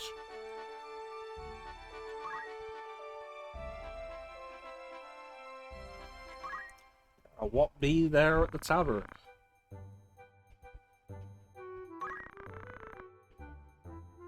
What rumours do you have about the corpse brigade? Brigandry is on the rise across the land, and Galleon has by no means been spared. Wains are struck and pillaged, high-ranking officials taken at sword point. Most of the incidents of this past 6 months are believed to be the work of a company of felons and former sellswords known as the Corpse Brigade. It is oft said that the only good brigand is a dead brigand, and the Order of the Northern Sky like naught more than to see the brigade make corpses for truth. But as yet, it is all the night can do to keep the outlaws in check. I'm having trouble reading that. And because I'm having trouble reading it, the accent's like absolute garbage. The health of King Gondorian III has been subject of concern since his collapse at the birthday celebration of Prince Oranax. The Board of Chamberlains has announced that the king has regained consciousness and his fever is broken, but will yet require several weeks of quietude and bed rest in order to recover. Many speculate it may be some months before the king resumes his official duties. However, King Luveria and her retainers have long been in charge of most affairs of state, and thus few problems are anticipated during the king's absence. The half-century conflict between Ivlis and Ordalia is today known as the 50 Years' War. The beginning of the 50 Years' War can be traced to the death of Ordalia's king Devane III and his failure to name a successor. His cousin Voroy VI was next in line for the throne. However, King Denamda II of Ivlis, uncle of Devane III, proclaimed himself the rightful heir and declared war on Ordalia. However, this was merely a pretense to justify the invasion of the neighbouring Ordalian province of Zelmonia. Once an independent state, it had been annexed by Ordalia nearly a century prior. Ivlis had since been aiding the province in an effort to weaken Ordalia, an effort that ultimately failed. Tired of Ordalian rule, the Zelmonian leadership and nobility petitioned Ivlis to take a more direct hand in their liberation. After a victory in Zelmonia, the Ivilisian armies marched on the Ordalian capital, Vura. As fate would have it, Denamda II succumbed to fatal illness on the road. Momentary confusion amongst Ivilis's troops gave Ordalia the opportunity it needed to regroup, and Voroy VI succeeded in pushing the Ivilisians back as far as Zelmonia. The resulting impasse would not be broken until the Romandan army's invasion 2 years hence. Romanda, a powerful military state lying across the Rana Strait, marched on Ivlis at the behest of Voroy VI, a blood relation of the Romandan nobility. However, Denamda's successor,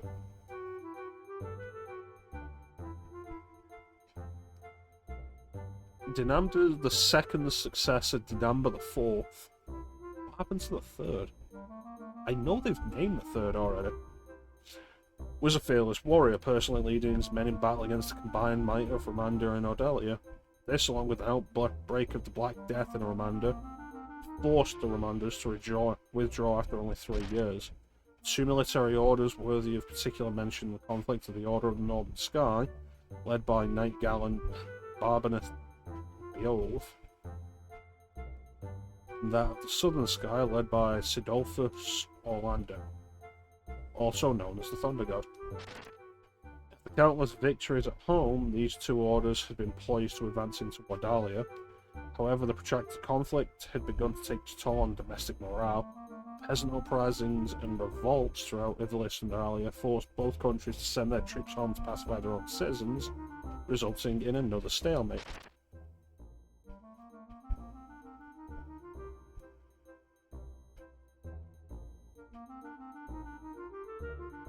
Yeah, that sounds reasonable. There's Denamda IV's sudden death by malady that broke the stalemate, although some claim he was murdered. successor, Ondori III, was ill-suited for the throne, and left governing of Ivalice to his queen and retainers. Without Dinandru IV's leadership, the armies of Ivalice had little prayer of preventing Varoy's sixth successor, Prince Leonard, from defeating the troops stationed in Zelmonia and advancing into Ivalice proper. Despite the valiant efforts of the northern and southern orders, Ivalice failed to repel Prince Leonard's invasion of Zeltenia. Ivalice's leaders soon began looking for a peaceful alternative. In the end, both states agreed that prolonging the war would prove mutually detrimental, and a pact was signed allowing each nation to return to addressing domestic strife. Equal peace in name, it was in reality a defeat for Ivalice. The economy of Ivalice was brought to the very brink of ruin as it struggled to pay reparations to its former enemies, and to repay the loans taken from neighbouring states to fund its war efforts. Soldiers returning from the front found themselves without pay, and entire orders of knights were summarily discharged from service. Swelling ranks of the unemployed did little to relieve the people's distrust of the crown and nobility. That was a lot to tell me when I was asking for rumours. Hey, you got any rumours? Yeah, sure. Thunk. Just read from this heavy tongue.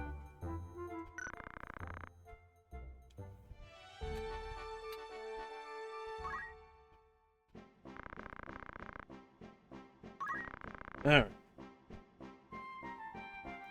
What that I would like. Long sword.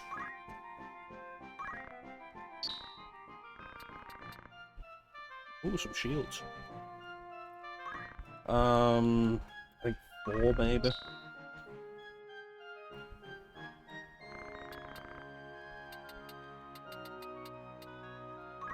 Buy a couple of bow guns, though those will require a job ability.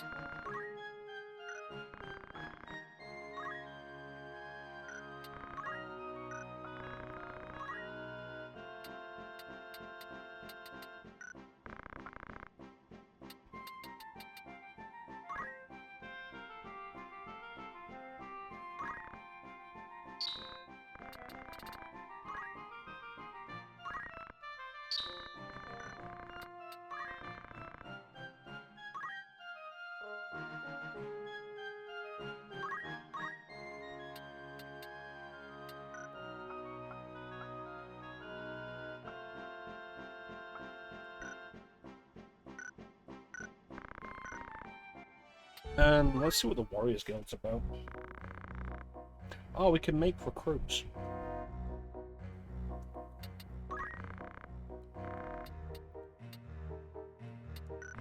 But they do cost.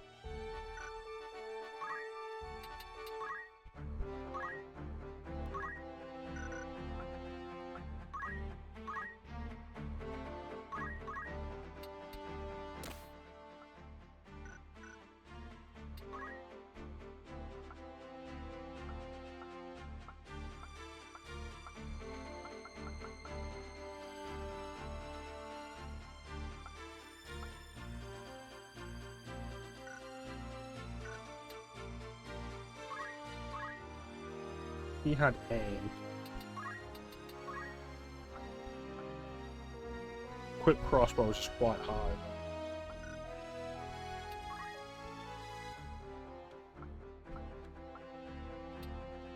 Has learned equip shield though, so if we remove aim and put Arts of War on him, then he should be able to equip shield. He can't equip shield. Why is that?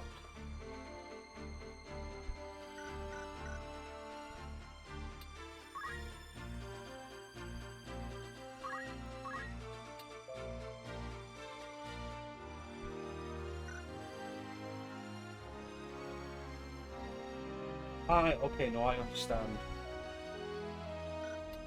So, you can only use the job abilities in the first column the passives don't actually carry over.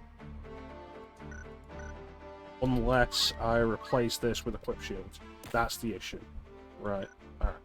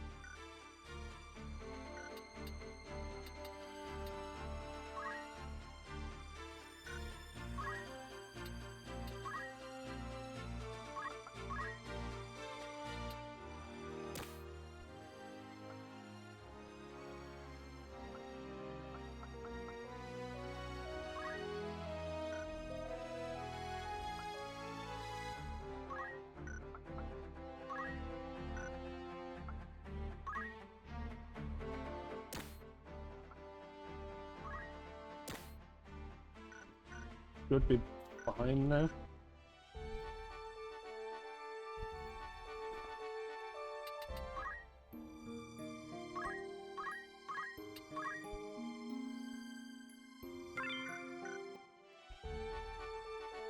Alright, so,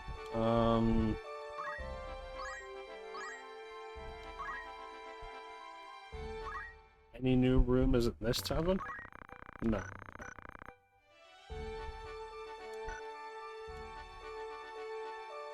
Siege Weald and the Merchant City of Daughter.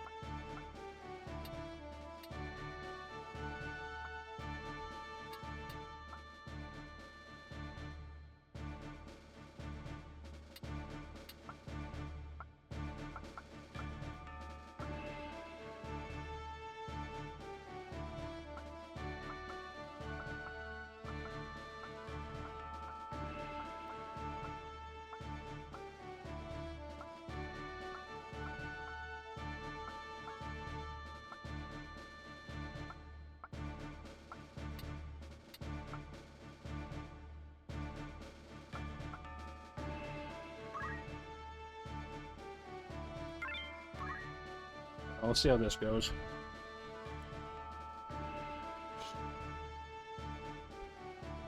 The Siege Wedge. Wheel. Siege Wheel.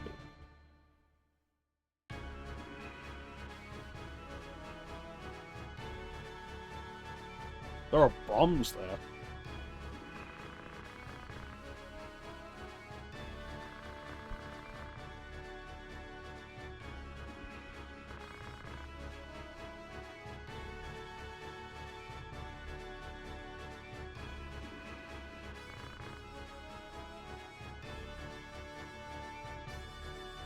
There we go.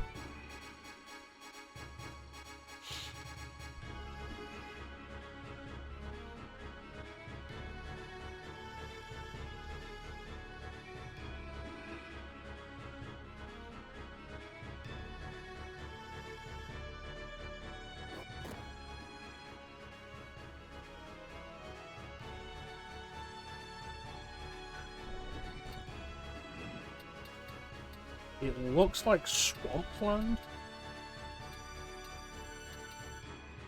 So, if we keep the fight focused here somewhat... Welcome back, Clem.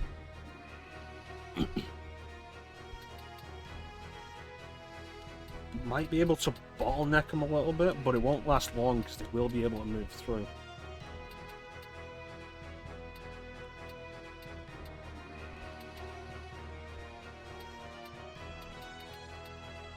Those are...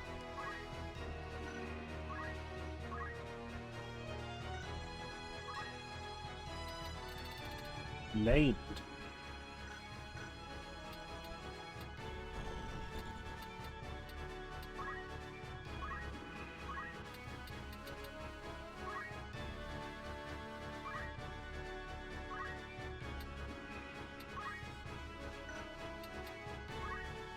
I think I'm starting to understand how job mechanics work better.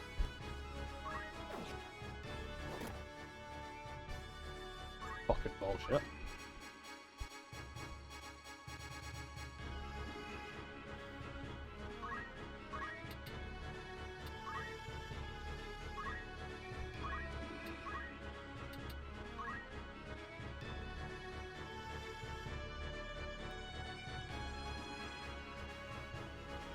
Oh, Turret 3's on sale.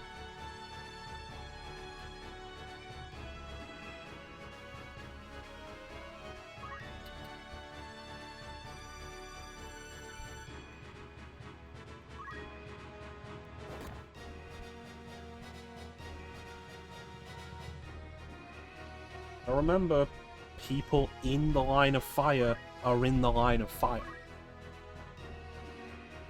Continuing to be something I'm forgetting.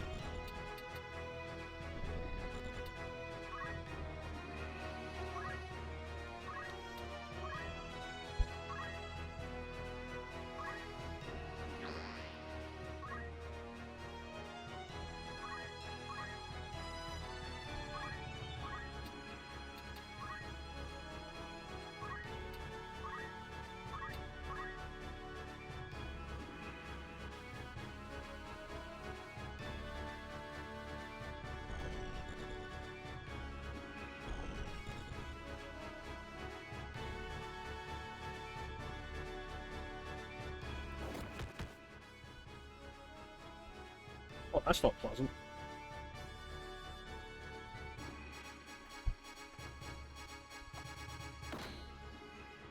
She's almost dead before she's had a chance to do anything.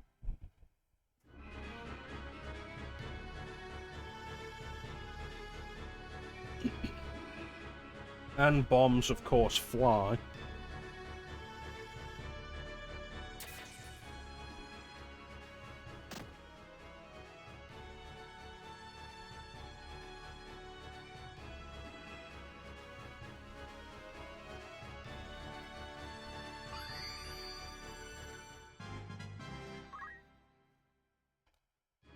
Did Deleter use that out of my stock?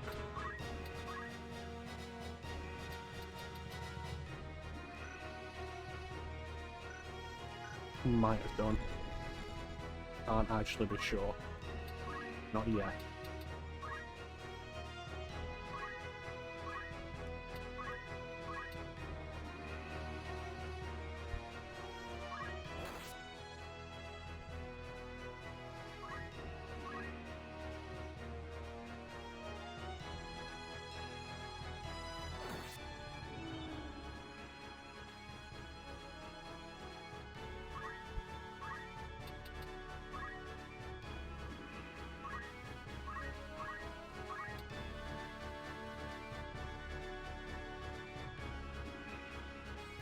What do you think the chances are of bombs having a blow-up mechanic in this game?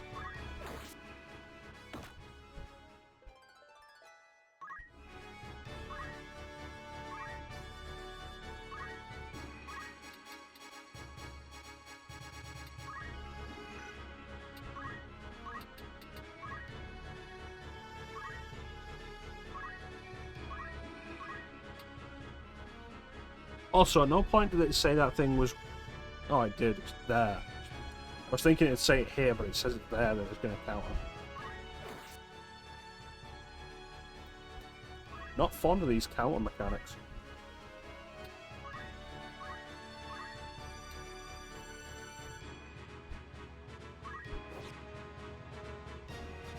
I'm sorry, what?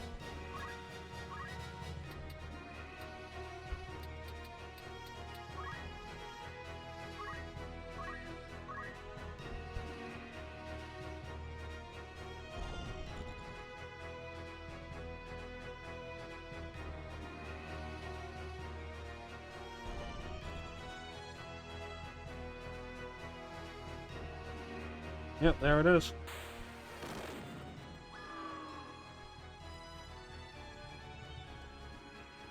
Three people dead.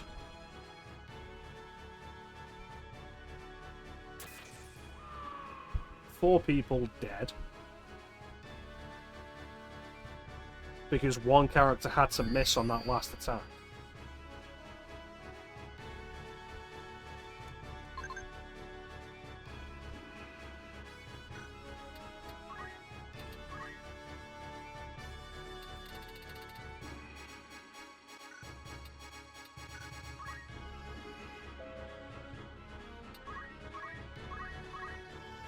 I'd like to just restart the battle.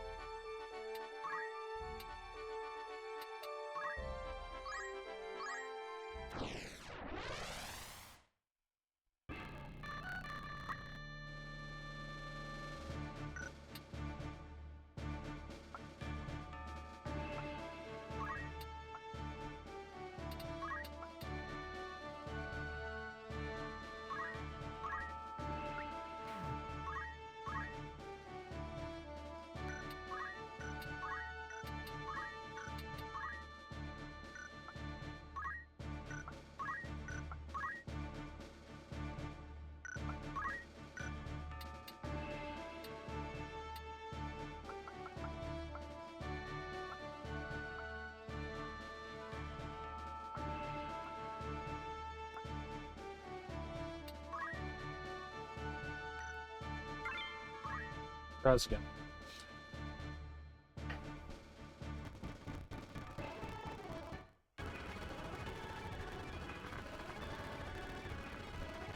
And for the sake of expediency, I will throw a save state here, in case I want to restart the battle again.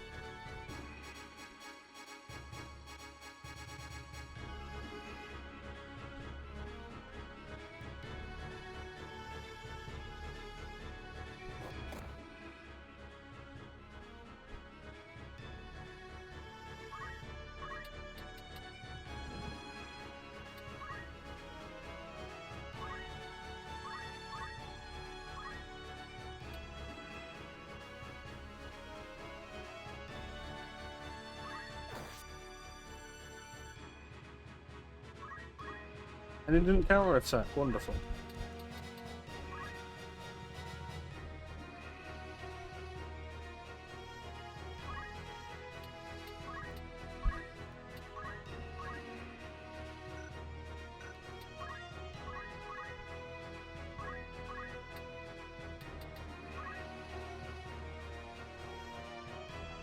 Alright, so dealing with a bomb, we have to absolutely make sure that we get as many people to attack it in a short space of time as we can.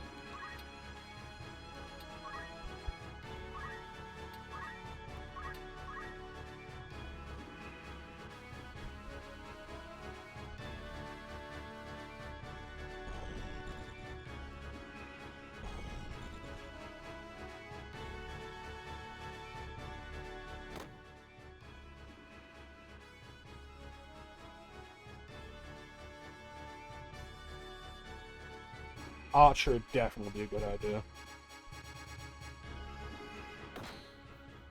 But the only bows they were selling were crossbows, ones require specific abilities to equip. Even if I make somebody an archer, they won't be able to use them.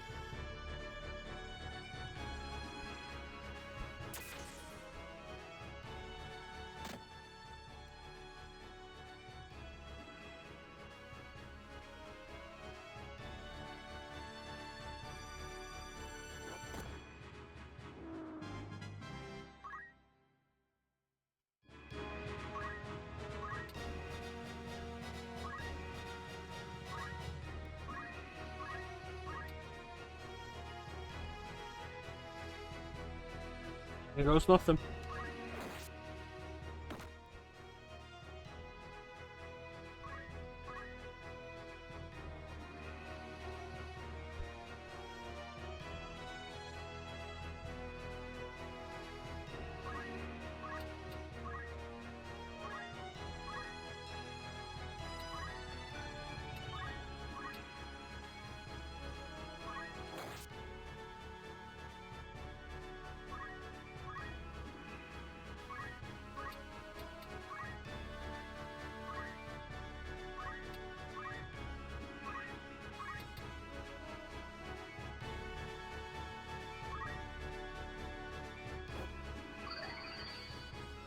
So it's likely that there's a specific threshold of health that the bombs have before they decide to blow up.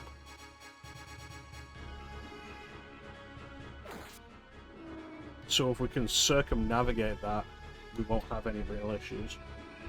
Just blast right through it.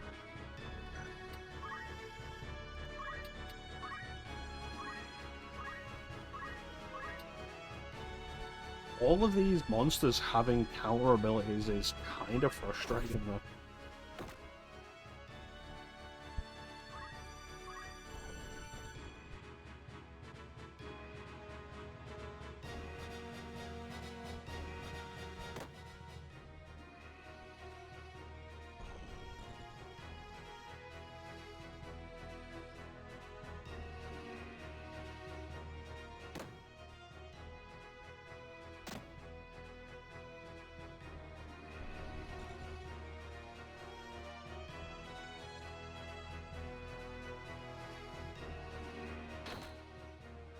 Damn it.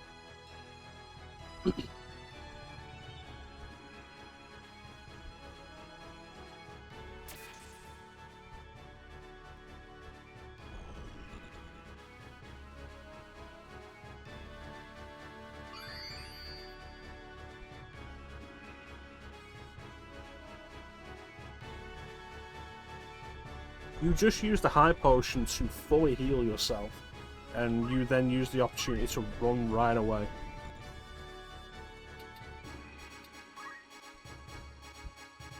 I need to find out if he is using high potions from my stock.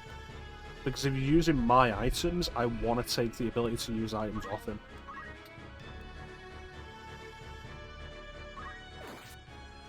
Because I would have just used a potion on him. A high potion fills up more health than he has.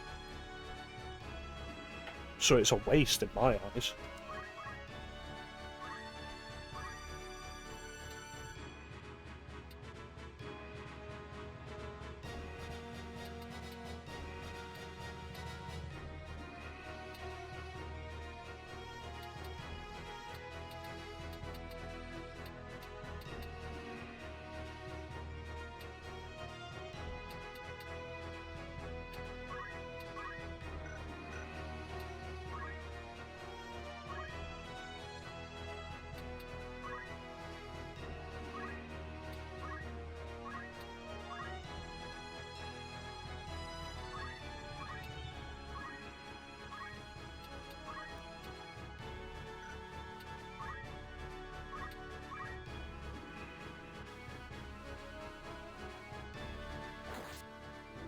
That's good damage.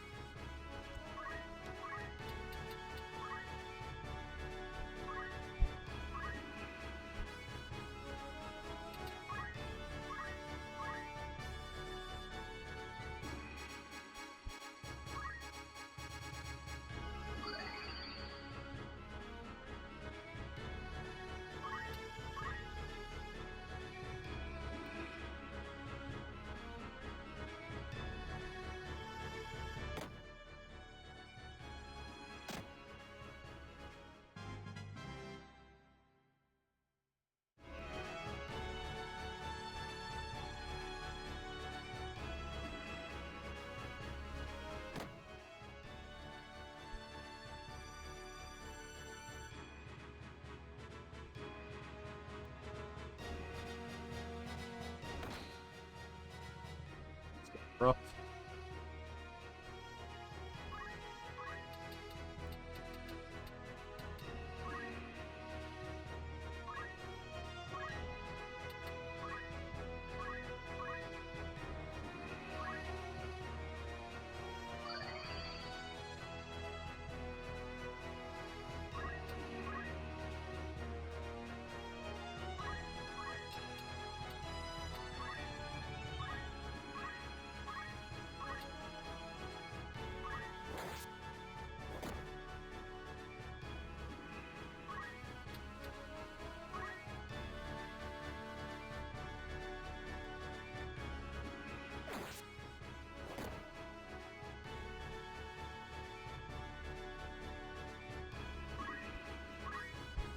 Okay, so that one's almost dead. How's this guy doing? Only lost 5 health.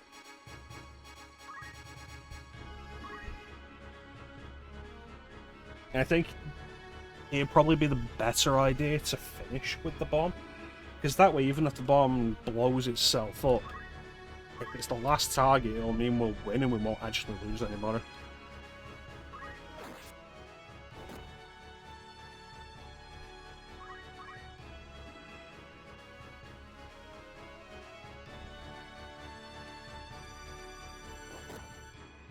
Why would you run that far away to do it? If you'd attacked him from right in front or moved, not even move, if you'd been where you were to begin with and thrown the rock, you would have got it.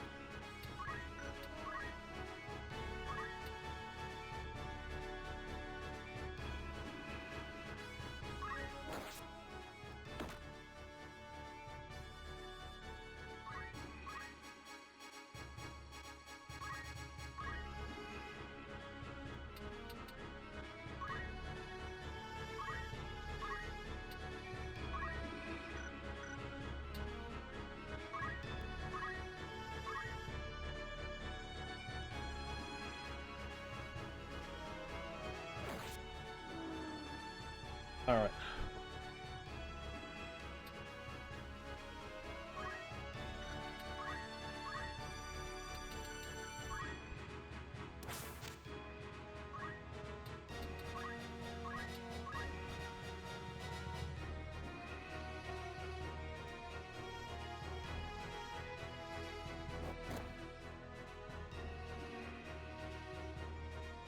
Less convenient, because now we can only hit it from three places.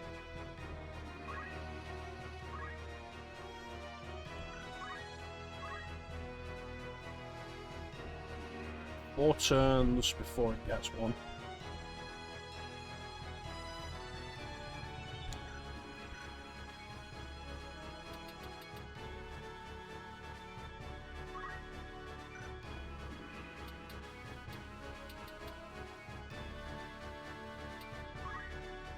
Need these not to miss.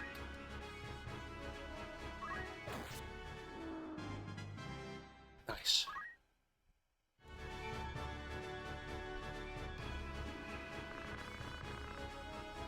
That went much better.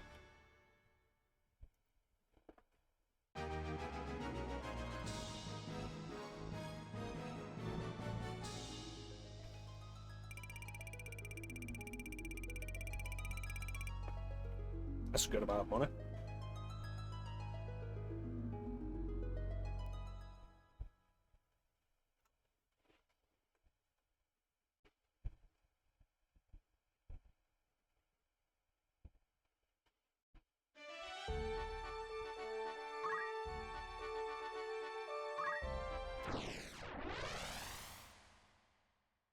And we step straight into another battle.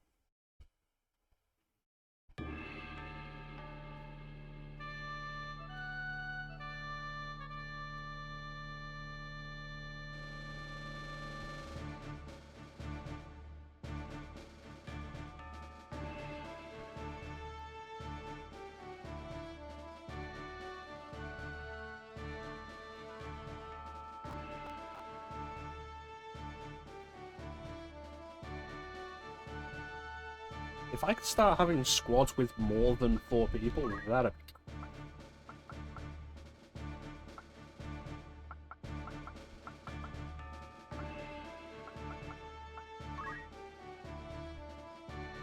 Yeah, I think at some point it probably is going to become a thing that we will need to do random battles.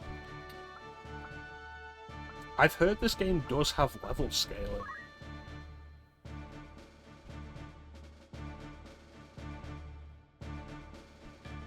The two sides to the concept of level scaling, though, is like it can make like the mandatory stuff harder, but it can also make you more well equipped to deal with the mandatory stuff. Like better equipment, but just better abilities and such. But I'm sure the convenience patch is supposed to do something about that. In some sense, because I heard it was one of the weaker parts of the original game. But level scaling. Slums.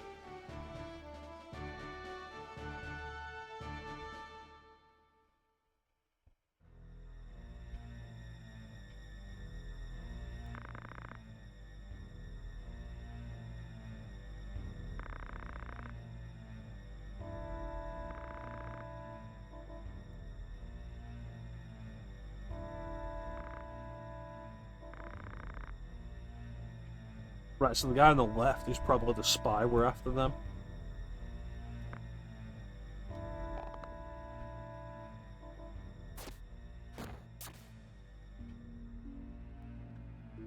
You know what? The sprite animation on this has been really good.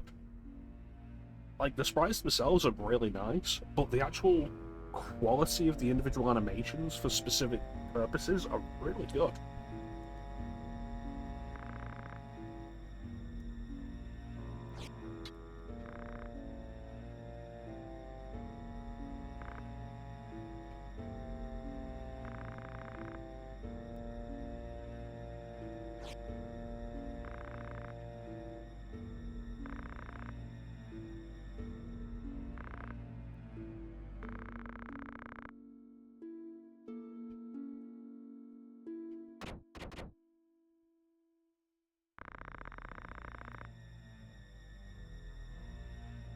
Oh, they got a black mage. Could be trouble. They have 2 black mages. That could be more trouble. So, the thing with magic in this game, magic has a cast time. Think of it like using summons in Final Fantasy VIII.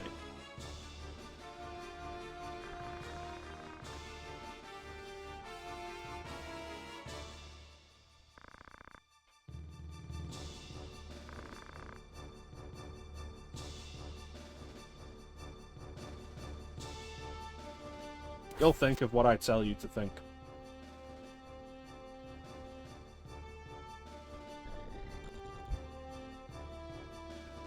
Go to my 2 guest characters to immediately just turn around and run.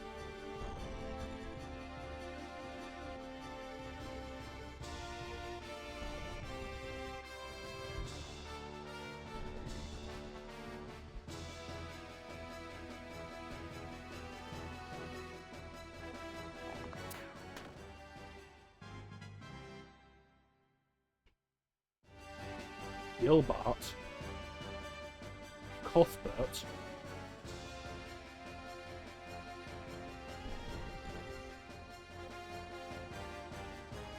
so magic's going to absolutely be something to be concerned about, because magic can hit multiple places at once. It has a wider radius in general. It has a cast time though. The more powerful the spell, the longer the cast time, and it takes turns to cast.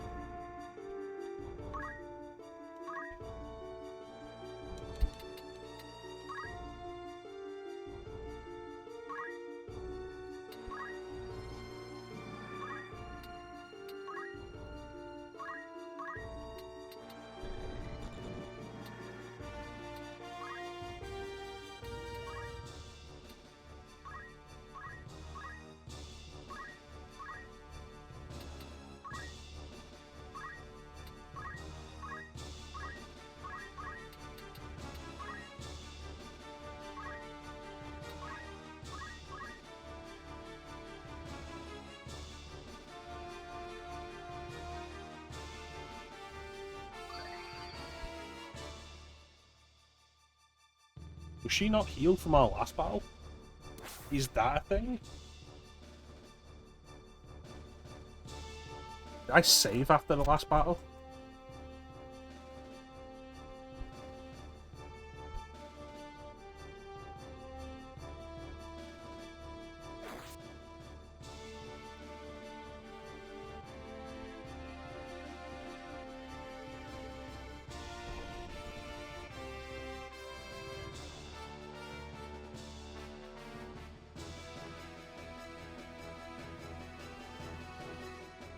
The ideal situation right now that I'd like would be to kill everybody and take out the Black Mages last when we can all focus on them.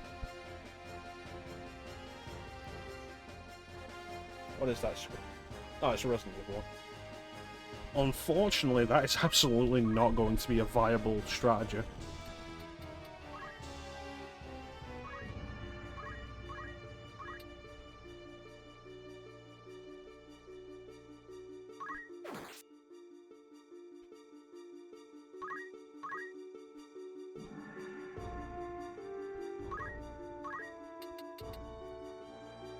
So, if we check the turn order here, that's going to be when the mage casts Thundara.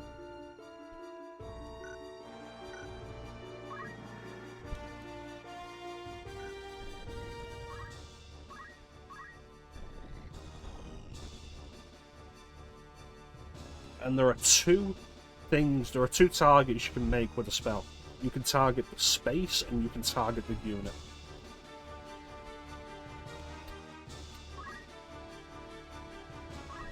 And I'm not sure which the Black Mage chose.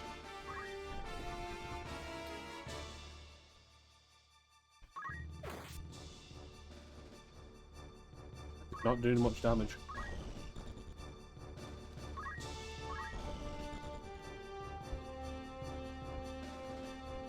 So if he chose the unit, I want people away from Goddard. But if he chose the space, I want people away from these spaces.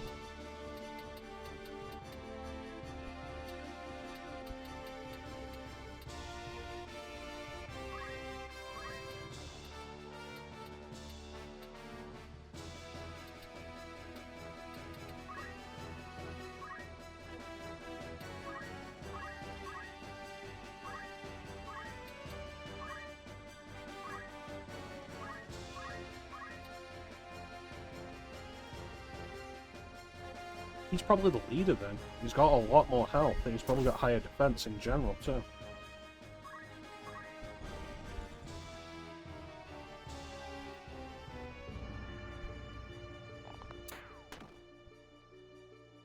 Archers.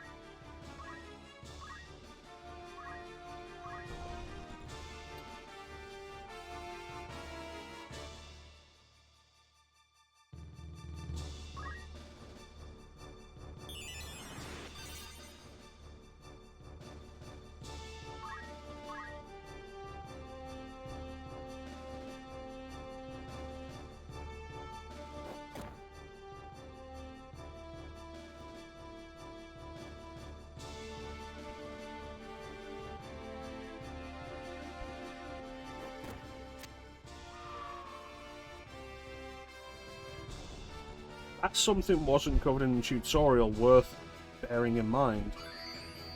There's fall damage.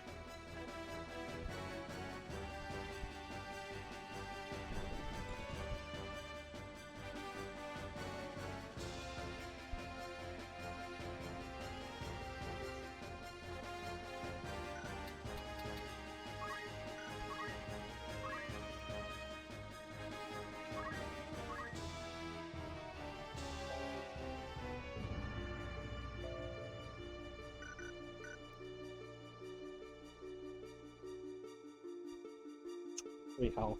If I get enough good hits on him, I'll be able to take him out.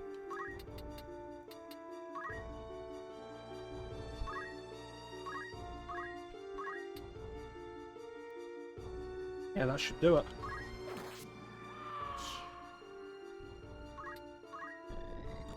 Like things are coming up Millhouse.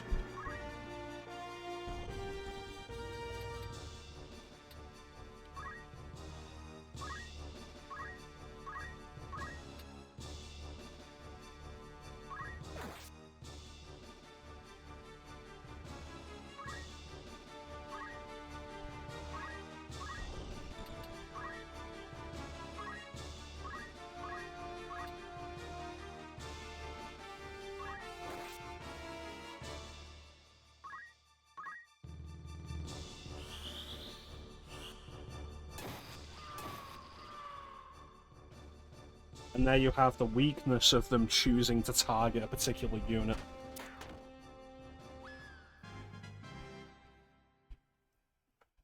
By putting Goddard within the range of the mage, we made it so the mage hit himself as well. Not the most ideal situation, because Goddard went down alongside him, but the best solution we could have gotten at the time.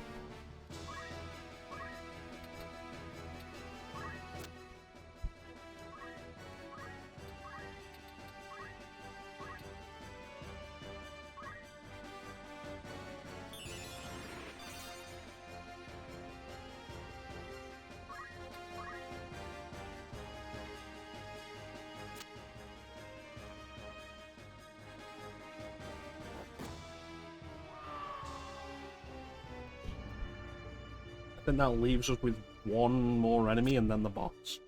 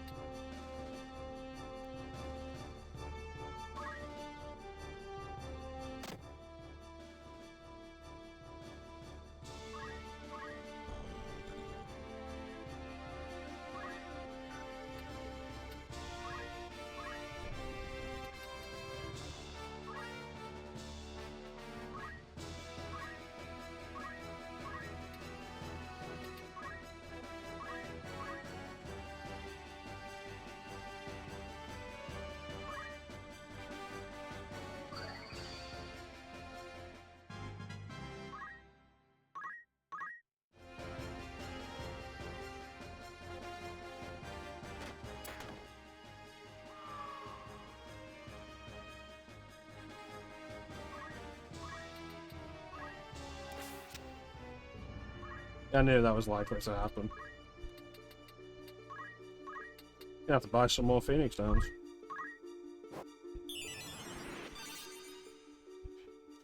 Why did it restore 20 that time? It restored 8 last time.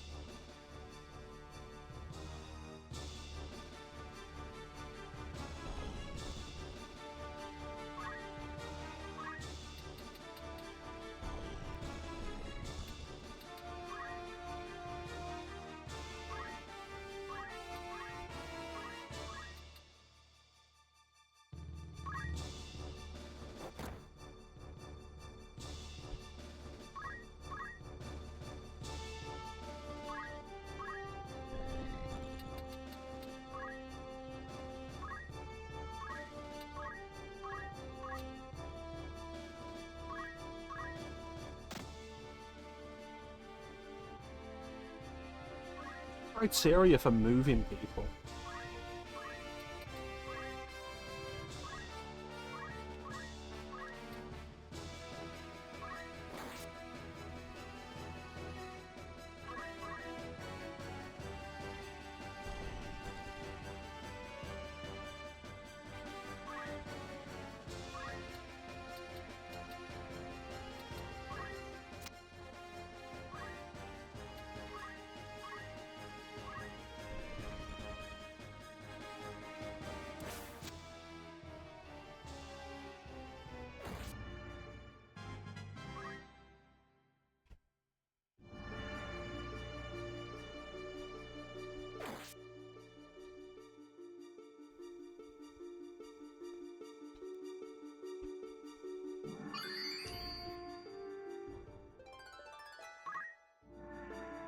Even after all that damage, because of that, he's back up to full health.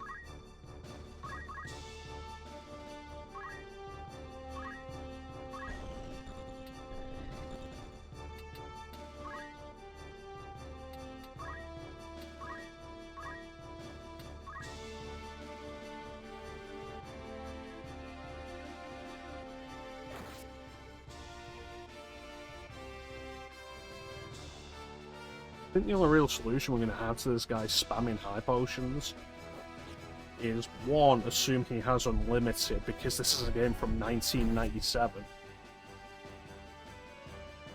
And two, like, surround him and just wail on him.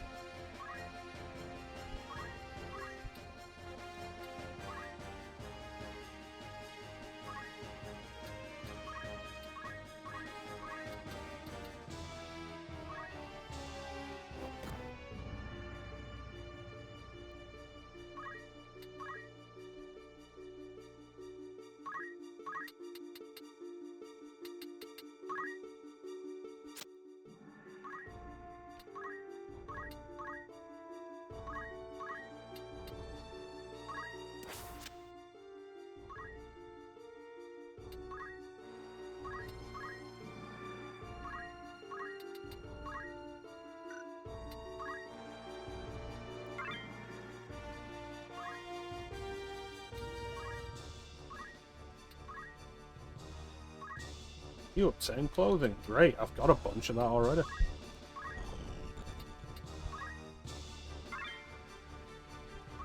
leather clothing is a little more interesting.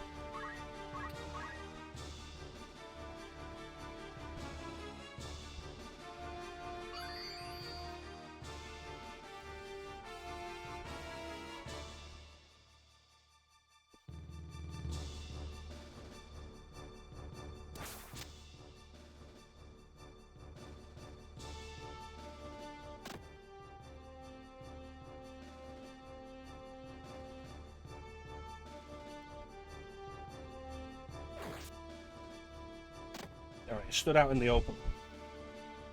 We can get him from multiple sides.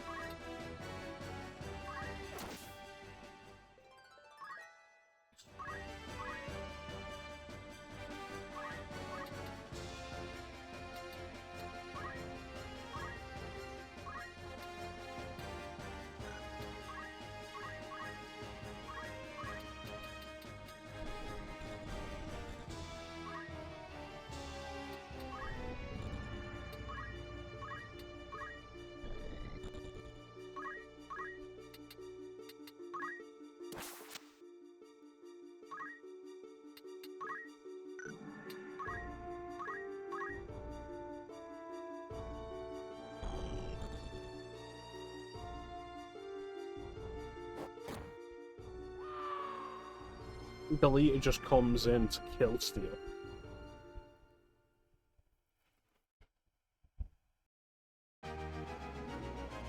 Heals himself, runs away, and as the bad guy's about to die, he just comes in and throws a rock at him so he gets the kill.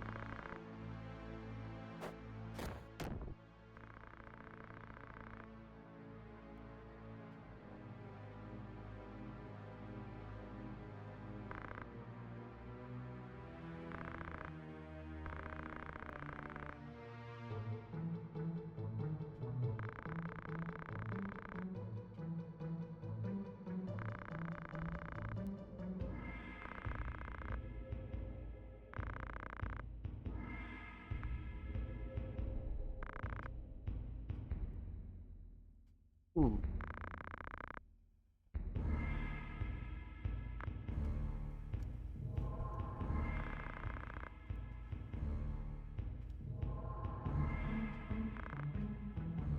Stuff.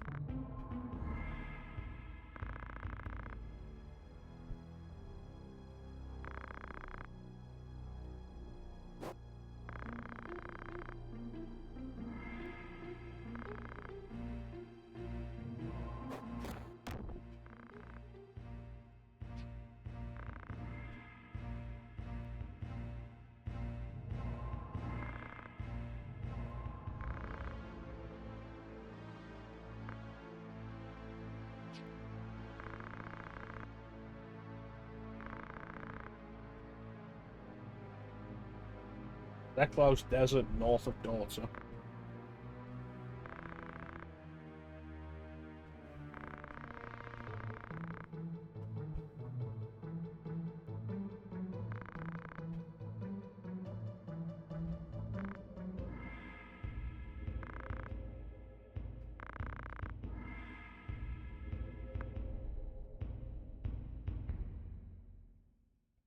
But also, like, if you're going to hide in a desert, where else would you hide?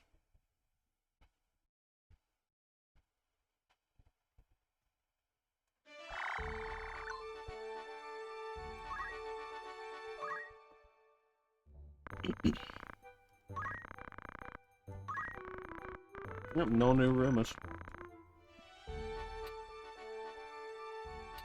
Oh, that does remind me, for one, actually bloody save. Yeah, I didn't save after the last battle. If we'd lost that, would have been a problem. 2.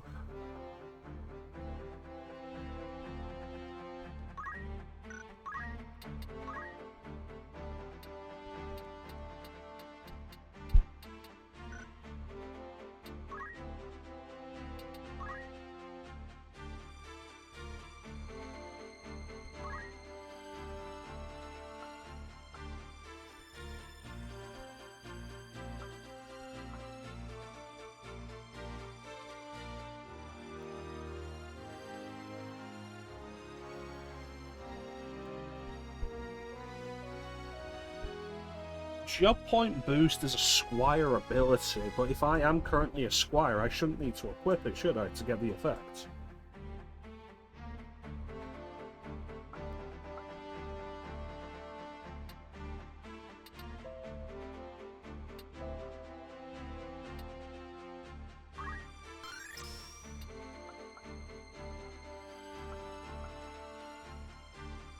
Hey, how you doing, Nelson?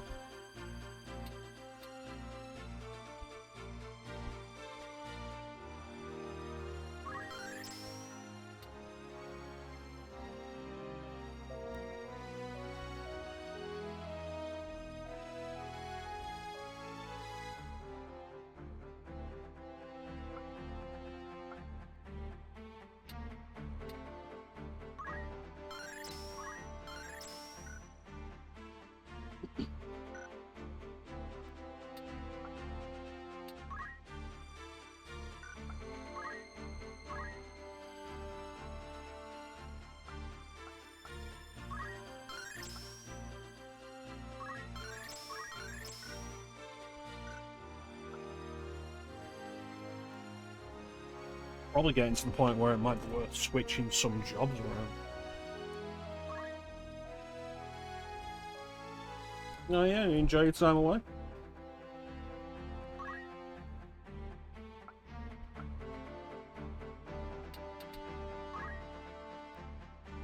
Always good to do.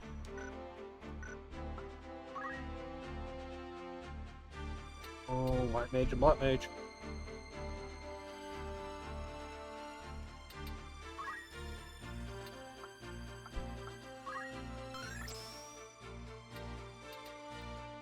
We started Skyrim again. We all do it. Gets us all eventually.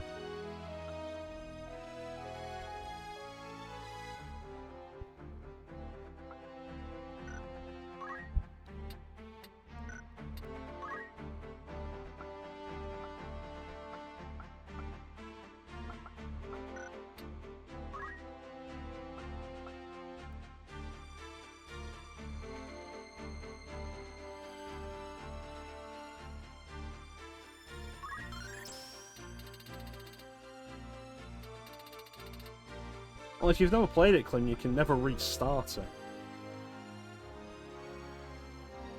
No, we're probably going to be finishing up pretty soon here, Nelson. I'm still quite tired.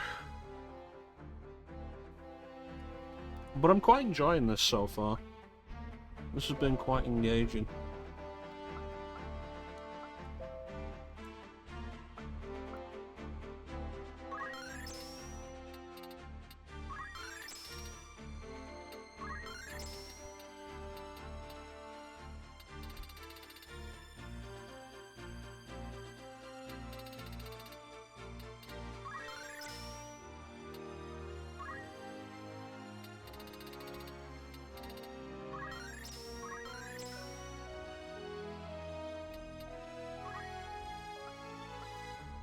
Yeah, it was heavy armor I wanted on that.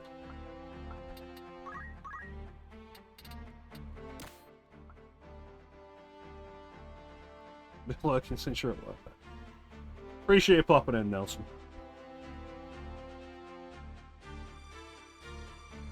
Good to see you again, buddy.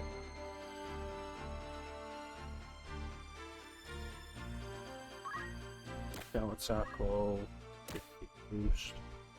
It might be worth just swapping her around to White Mage if I can.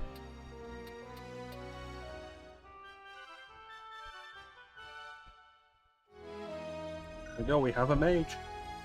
We have a mage.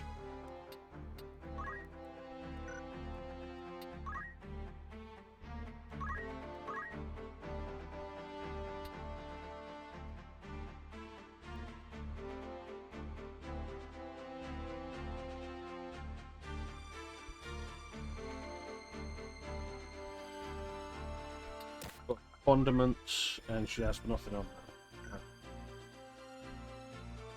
It might be worth swapping a bunch of people around, actually.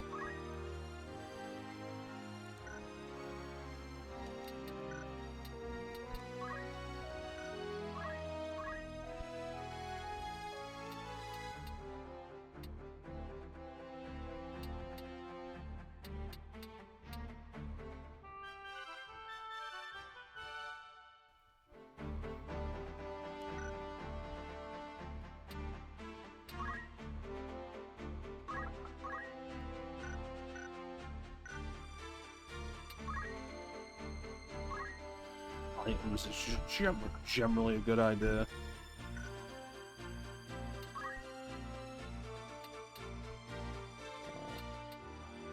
Right, so the main character's appearance doesn't change regardless of shot.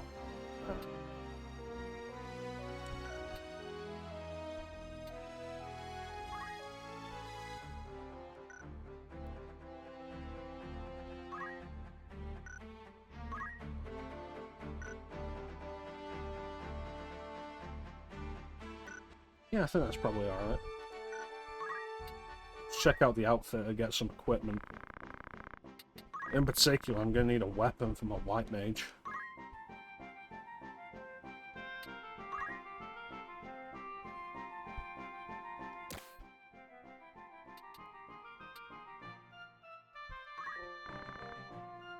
Yeah, that sounds good.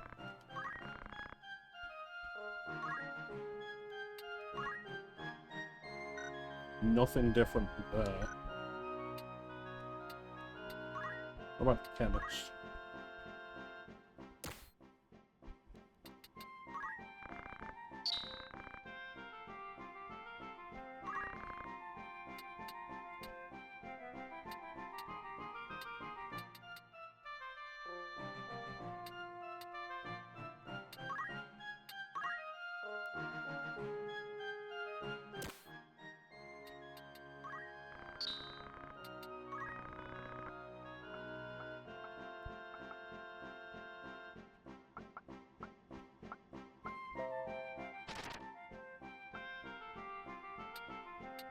There's some more of those Phoenix Downs.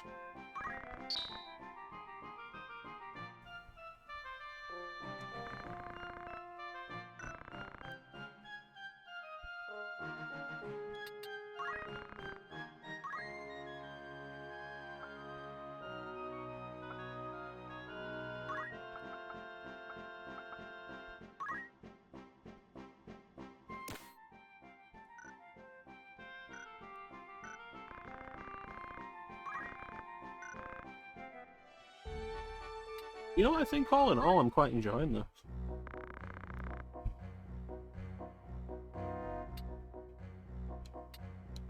Female fighters cost less.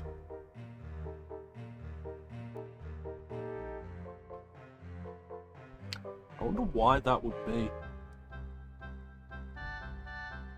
Oh, you know what? It's probably because I was thinking, like, because the way the Zodiac system, the Zodiac compatibility works, female fighter would be better.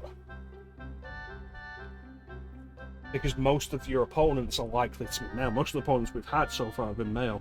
So they'll have better compatibility with a lot of them because there's the gender difference. If they hit somebody that's on this, like, one of the specific Zodiacs, it's like if we get into the party roster,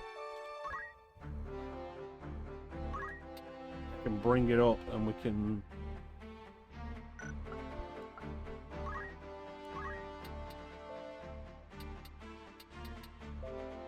There. It's like, I deal the most damage to an Aquarius of the opposite gender. So if we check out Dennis, or Denise, probably Denise, we check her out and see what she has. She is Libra, so she deals the most damage to an Aries of the opposite gender. So my thought would be you're most likely to see male Aries rather than female Aries, so they do more damage. But that works the opposite way as well. Because most of the enemies so far have been male and we're likely to see more male than female, it would mean the likelihood of running across enemies that have that best compatibility against you is higher when you're a woman, which means you'll likely take more damage from more enemies than a male character will. So that does make sense. It's interesting.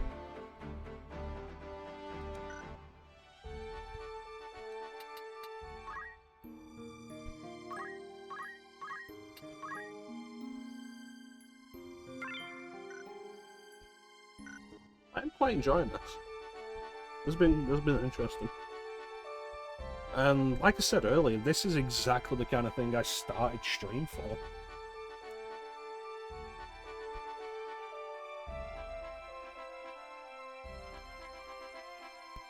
It's like the entire point of stream from the beginning was to help me focus on playing games again.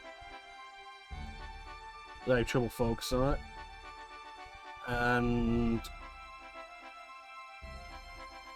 tactical RPGs, it's never been that I don't like tactical RPGs. I've always had trouble with them because I have trouble focusing on them.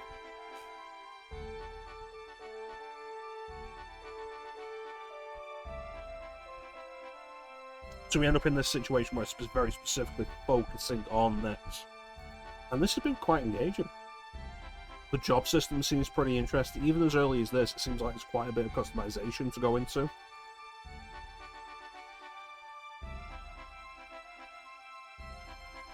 And we're still fairly early on, so this could get a lot deeper. And most likely will. Pretty neat. Look forward to playing more on this.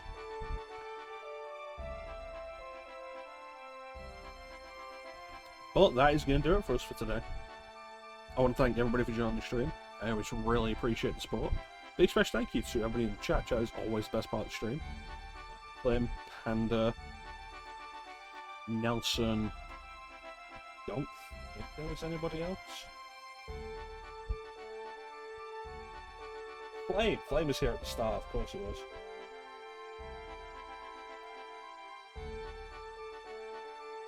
Thank you so much for joining the stream, keeping me company. Chat is always the best part of the stream. When we return, we'll be continuing with Final Fantasy Tactics. And I have no idea how long this game is going to take. I expect at some point there'll be a point where I will probably have to do some grinding off stream.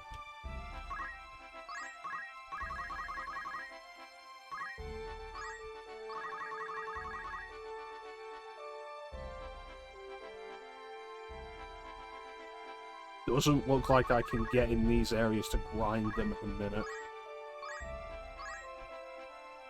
So we'll see how that goes.